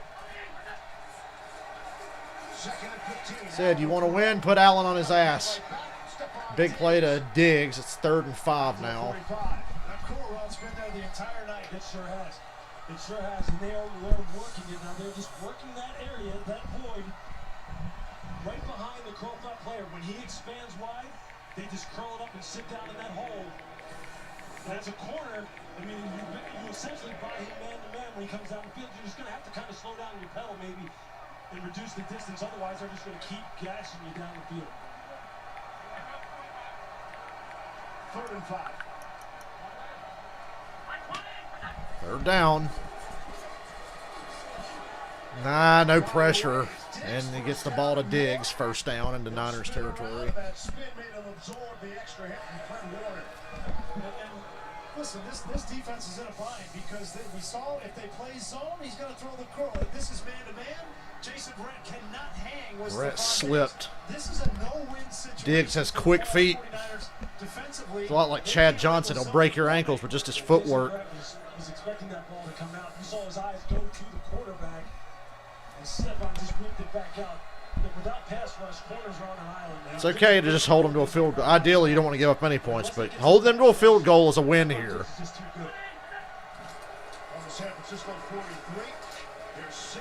Another nice run on 1st down. Brian Dable, the offensive coordinator, calling another fine game. He is Buffalo through and through. He grew up there in the suburb of West Seneca. His wife is from there. They got 6 kids. His grandparents still live in the same house he grew up. It's amazing how coordinators never stay in one place too long. They're always getting poached for head coaching jobs. 20 years of coaching, 17 in the same division. The AFC East. When we talk to him, he's like a kid in the candy store. He knows he has a bunch of things to work with now. Shit. And that big play call sheet of his, he's just going through them, man. Well, look at this control by Josh Allen. We didn't see this from him the first year when he was in the league, but he knows what he's doing now. Ooh, they stopped Diggs about a yard short. Maybe a little closer, about a half yard short. They're saying 1st down. I don't agree with that. Okay, now he's saying 3rd. It looked like he was pointing for a 1st down. 3rd and inches. Trust him to check at the line of scrimmage. He's got it going right now, and he's got a Boy, every 3rd down is just crucial now. It's not a sneak. It's play action. Nope. The Niners blow it up. It's 4th down. So the 49ers defense does step up. Great stop. Against Deion Jordan again. You're going to see him right here. Just watch the penetration at the snap. That's how you draw it up. Getting off the line of scrimmage. Chris Kasarik, the defensive line coach, he preaches it nonstop to this group. Bills are going to go for this. This could be a turning point right here. Oh, no, they're doing what Pittsburgh did. It's empty backfield. 4th and 2. It'd be a 53, 54-yard field goal from here. No, they're not going for it. They're just trying to get you to jump. Don't move. No. Nope. Timeout. Yeah. I was going to say empty backfield. Nobody's stupid enough to do that. Oh, wait, I'm sorry. Randy Fichtner and the Pittsburgh Steelers are. Each team will have 2 timeouts remaining down the stretch. Here's a look at the AFC playoff picture. No way you would have thought a 1 would be next to the Steelers record going into that game against the Washington football team. Full marks to Coach Ron Rivera and that outfit. There you see the Bills at 8-3, trying to stay ahead of the Dolphins. Miami just keeps winning, and the Dolphins and Bills will close out the season, the regular season, in Orchard Park. Well, there's no question this Bills team has a sense of urgency. After what happened last year, they're 8-3 and they lose 3 out of their last 4, and they carried over to the playoffs. Dolphins and Bills could be playing for the division last game of the year. That'd be a fun game to stream if it comes down to that. Okay, 4th and 2. They're still going for it. Oh, nope. Are they really? Yes, they're still going. They didn't go empty, though, and they got it. No pressure on Josh Allen again. On the receiving end of another first down catch. You got one-on-ones on the outside. You got great. Just watch the offensive line. Just give them enough time. Stephon Diggs to work on the outside. Devin Singletary with the Singletary blew that blitz wide open. And then just watch Diggs go to work. He gets. And Jason Verrett's getting worked hard. He looks like Marshawn Lattimore on Calvin Ridley yesterday. He's getting worked the fuck out. Easy throw and catch. Great execution. Diggs just tied Keenan Allen. Well, them Good Morning Football bastards will be real upset. Allen rolling to his right. Verrett's chasing him down. Allen throws over the middle behind Singletary and complete. Singletary couldn't come down with it. You see defensive coordinators from time to time. They will give up some yards and some points, and then they'll start to have a little bit of panic set in. And right now, not saying Robert Saleh is panicking, but they are certainly on their heels. They are having a hard time stopping this passing game, and when Josh Allen gets out of the pocket, he's really hurting him. He didn't there, but now you'll see San Francisco start to bring some perimeter pressure. That time they brought Verrett off the edge. 10th play of the drive. Buffalo's taking 5.5 minutes off the clock here in the 3rd quarter. Allen's got all day again. Wide open touchdown. Wide open. That's ridiculous. That's a wrap, kids. And an extra point from doubling up the 49ers. When you bring some pressure, you're going to see this is going to drop out. They're going to bring some pressure. What happens is Beasley goes out and Gabe Davis goes up, and watch the corner. He's caught in no. Richard Sherman. That's one of the best corners to ever do it in Richard Sherman, but sometimes. Oh, why do you not go deep, Sherman? They can cover that inside route. Confusion and an easy touchdown. That was way too easy from that far out. That's a high-ass extra point. It's good, 34-17. Falcons need Josh McDaniels. Dude, I don't know. I think Josh McDaniels is bad news, man. I don't trust him at all. I think Josh and Matt would be good together, but I don't think Josh is head coach material. I think he's just coordinator guy for life, and somebody else runs the show.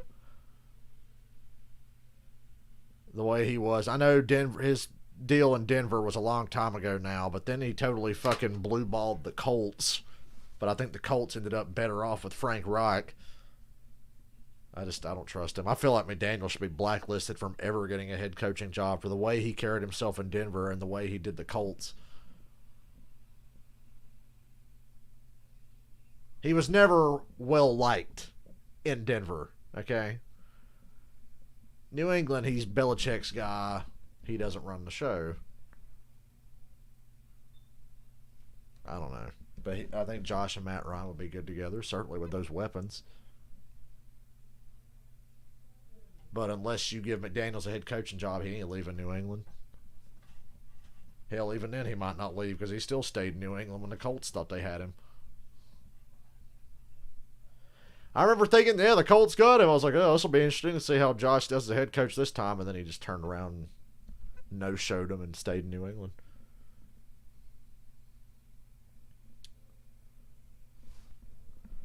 Robert Saleh, Jim Harbaugh, or somebody like that. I don't know. Harbaugh would be a risk,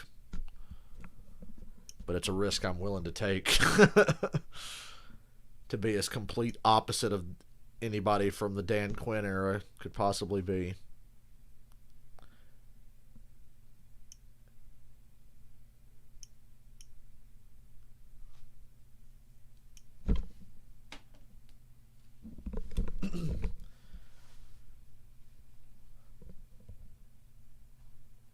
I just hope we get the right guy. And not just some random assistant that had a cup of coffee or, you know, asked Sean McVay to pass him the ketchup at lunch or something one day, because that seems to be who gets hired nowadays, guys who, like, spoke to McVay once. There's an ad for the Browns and Ravens next Monday. The Browns are a winning football team on their way to the playoffs. Woo! And they can get revenge on Baltimore next Monday. We may do Ravens and Cowboys tomorrow night. We may do that. Cleveland, the Ravens will be at home with the Cowboys tomorrow. And we will this season, for the first time in NFL history, have a game played on every single day of the week. Josh Allen looking like he was the right guy for the job when he was drafted. Let's see. Baker, Darnold, Josh Allen, Josh Rosen, Lamar Jackson. Okay, there's only one bum in that group. Because I still like Darnold, but Josh Rosen, nah. Lamar Jackson. See those guys, and we are seeing Josh Allen tonight. Listen, we were all high on Buffalo coming into the game. I think they're even more impressive than we might have thought. I didn't think they were going to be able to do this much against this San Francisco 49er defense, but Josh Allen, 31 of 38, 364, 4 touchdowns. Buffalo as well. Just been great.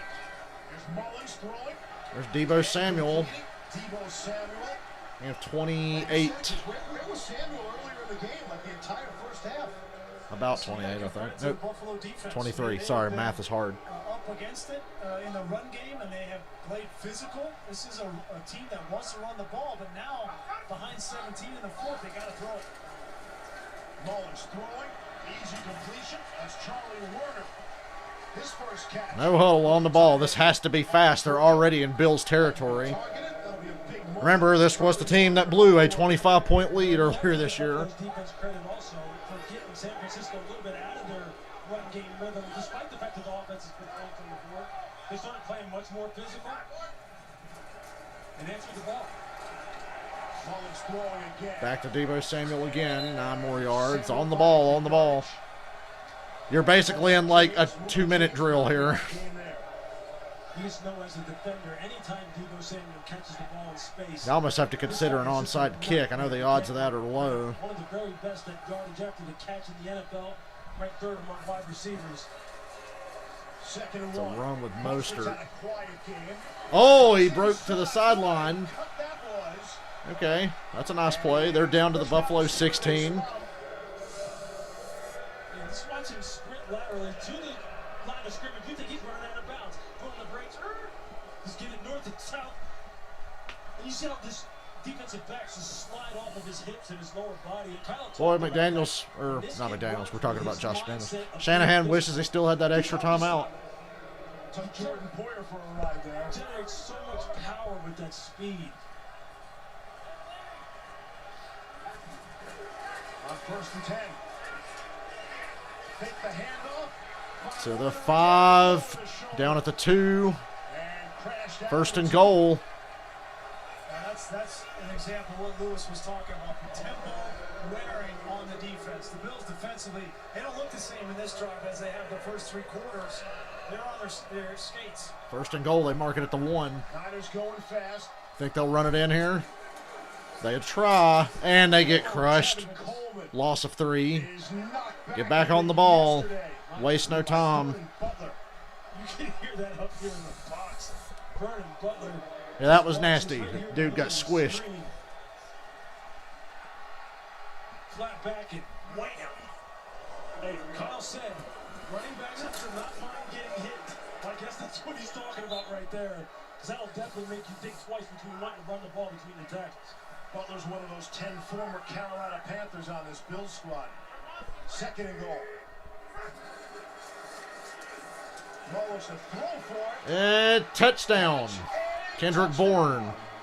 Okay, so they'll be down by 10 with 7:05 to go.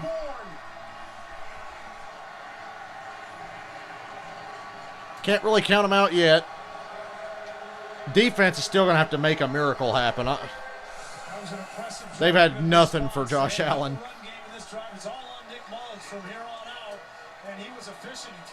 Maybe this is good for the Niners. Backs against the wall. You got to open it up and throw more. Finishes it off. Did that ball break the plane before his knee comes down is the question. Broke the plane? I don't think so. I don't think so either. Okay, he might be down just short of the goal line.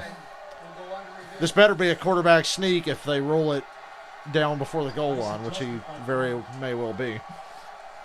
Nice play by Micah Hyde.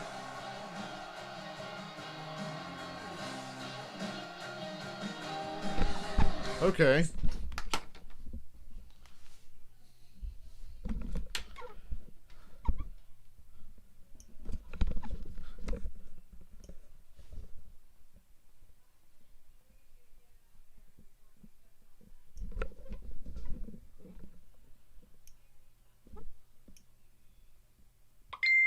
Oh, what?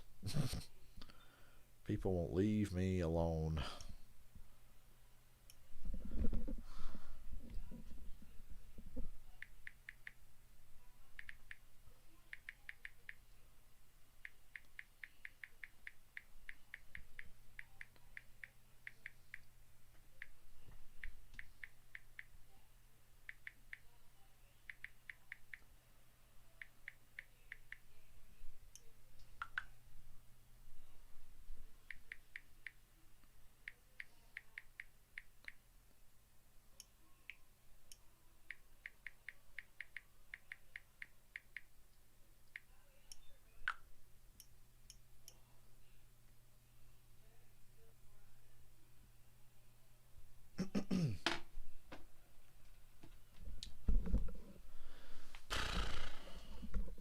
You know, part of me, the reason I hesitate to do Ravens-Cowboys tomorrow is like, why bother doing a fucking Cowboys game at this point in the year? But what the fuck else are we going to do on a Tuesday night?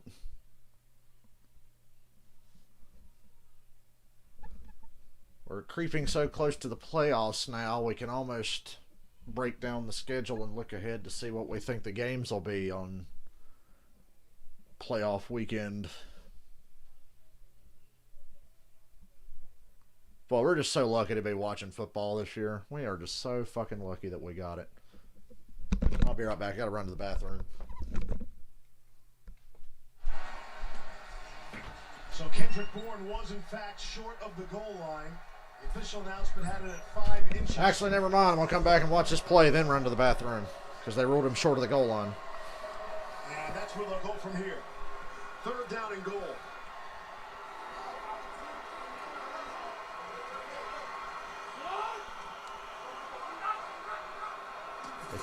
It's a false start. It's a false start.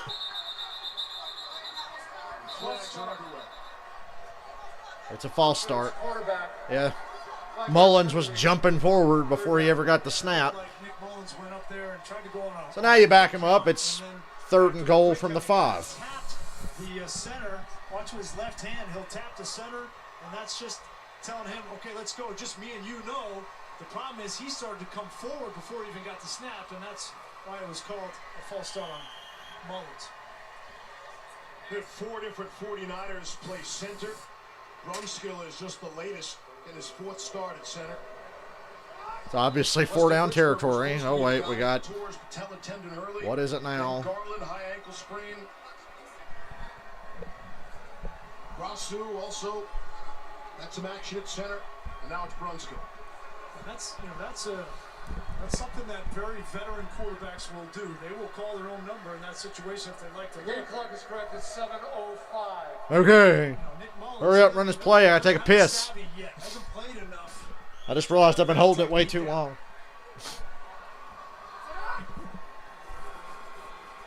Just beyond the 5 now. Watch Deebo Samuel down there. Mullins in some trouble. Mullins, nice job. Intercepted. Tre'Davious White.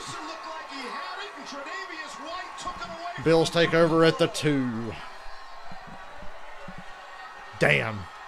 Yeah, it's game, sirs.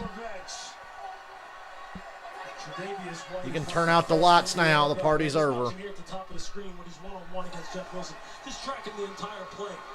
See here. Mullins did a great job until he threw the ball. Really, it was the right choice. Just Watt made a break on the ball and made the play. Let me run to the bathroom, and I come back and we'll wrap up in a couple of minutes.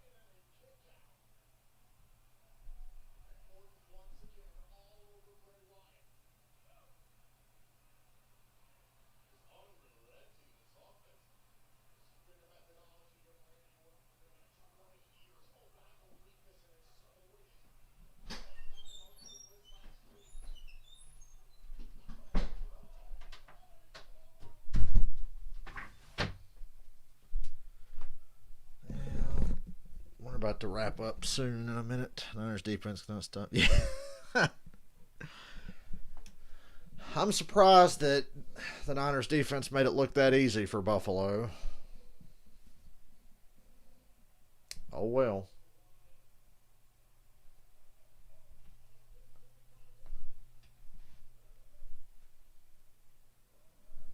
That's the way it goes.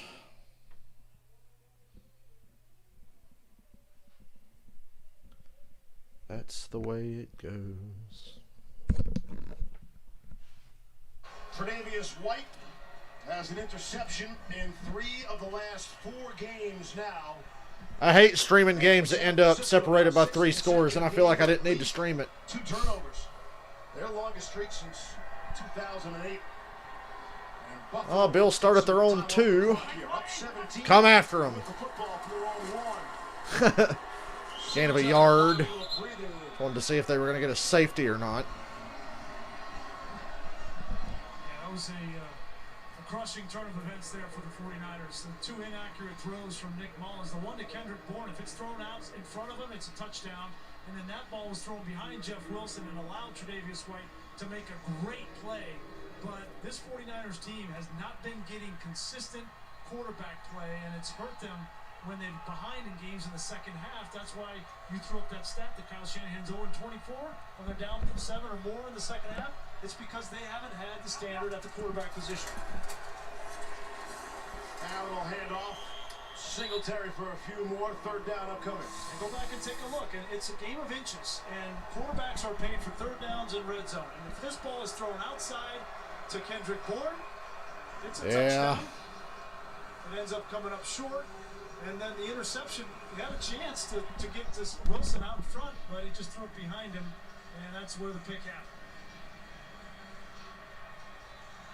Does a great job extending the play, and then right here just put it out in front of Wilson, and that might be a touchdown. He is a good player. He's just not. Yeah, Mullins is an okay quarterback. Good backup to have. Hopefully comes back by the end of this year. Off that high ankle sprain, but he has his doubters and questions about him and his future. I think Jimmy Garoppolo's played his last game for the 49ers, in my opinion. Kyle Shanahan might address next offseason. 3rd and 6, Allen throwing out. Bills get the first. Wow, they were about to get a lot more. Story all night for Buffalo. Talking about the NFC West quarterbacks, 3 of them, Russell Wilson, Jared Goff, and Kyler Murray. They all got perfect attendance records, which is amazing for Russ when you think about it. His 9th season in the NFL, hasn't missed a game. And then there's Jimmy G, 19 missed starts due to injury. You can see when he's in there, they're 22-8. And when they're without, you see the losing record. And that's what makes that decision on his future going forward so difficult. 5-13 in games Garoppolo has been unable to play in due to injury. Here's Allen. Josh Allen going to run. I don't know if I don't like Josh Allen running with a 17-point lead and 5 minutes left, okay? I'd have to tell him to cool it out, man. Why are you still throwing the ball? You don't throw till 3rd down. And don't let Josh Allen run like that. Up the middle. You just don't want him exposing that injury that he suffered at the hands of the Chargers. Probably wait until about the 2-minute warning. Because he is on a roll. That was a sign of growth right there, though, too. You knowing the situational football. As a quarterback, you got to know the situation. You're up 17, late in the 4th. If it's not crystal clear downfield, just tuck it and run. That's the safe and smart play. Allen, Singletary, slips down. Got an assist there as well from Kerry Hyder. But McDermott seems to be the perfect guy for this job. Some stability in Buffalo. Signed a 6-year contract extension. Before him, the Buffalo Bills have missed the playoffs 17 consecutive seasons. From 2000 to 2016, 9 different head coaches ran through Orchard Park. So McDermott has slowed that roll. Seems to have everything under control now. His attention to detail doesn't take a backseat to anyone. This is a very, very good young head coach who's got this program on the right track. Down. They're playing in his image. 36. Still can't get they got pressure on Allen. Still can't. He doesn't want to throw it away. He just doesn't want to throw the ball away. Trying to make every play. All right, guys. Well, who does Josh Allen remind you of? I said earlier he's just Joe Flacco with legs. But anyway, I'm going to call it a night. There's 3:44 to go. The Bills have a 17-point lead. I'd say this is a done deal. Unless this punt gets blocked and run back for a touchdown. Let me watch this punt really fast. Even then, it's still over. You're going to need an onside kick to get back in this at this point. And unfortunately, they're not playing the Falcons. So, all right, guys. I'll possibly see you tomorrow. We'll see. Have a good night.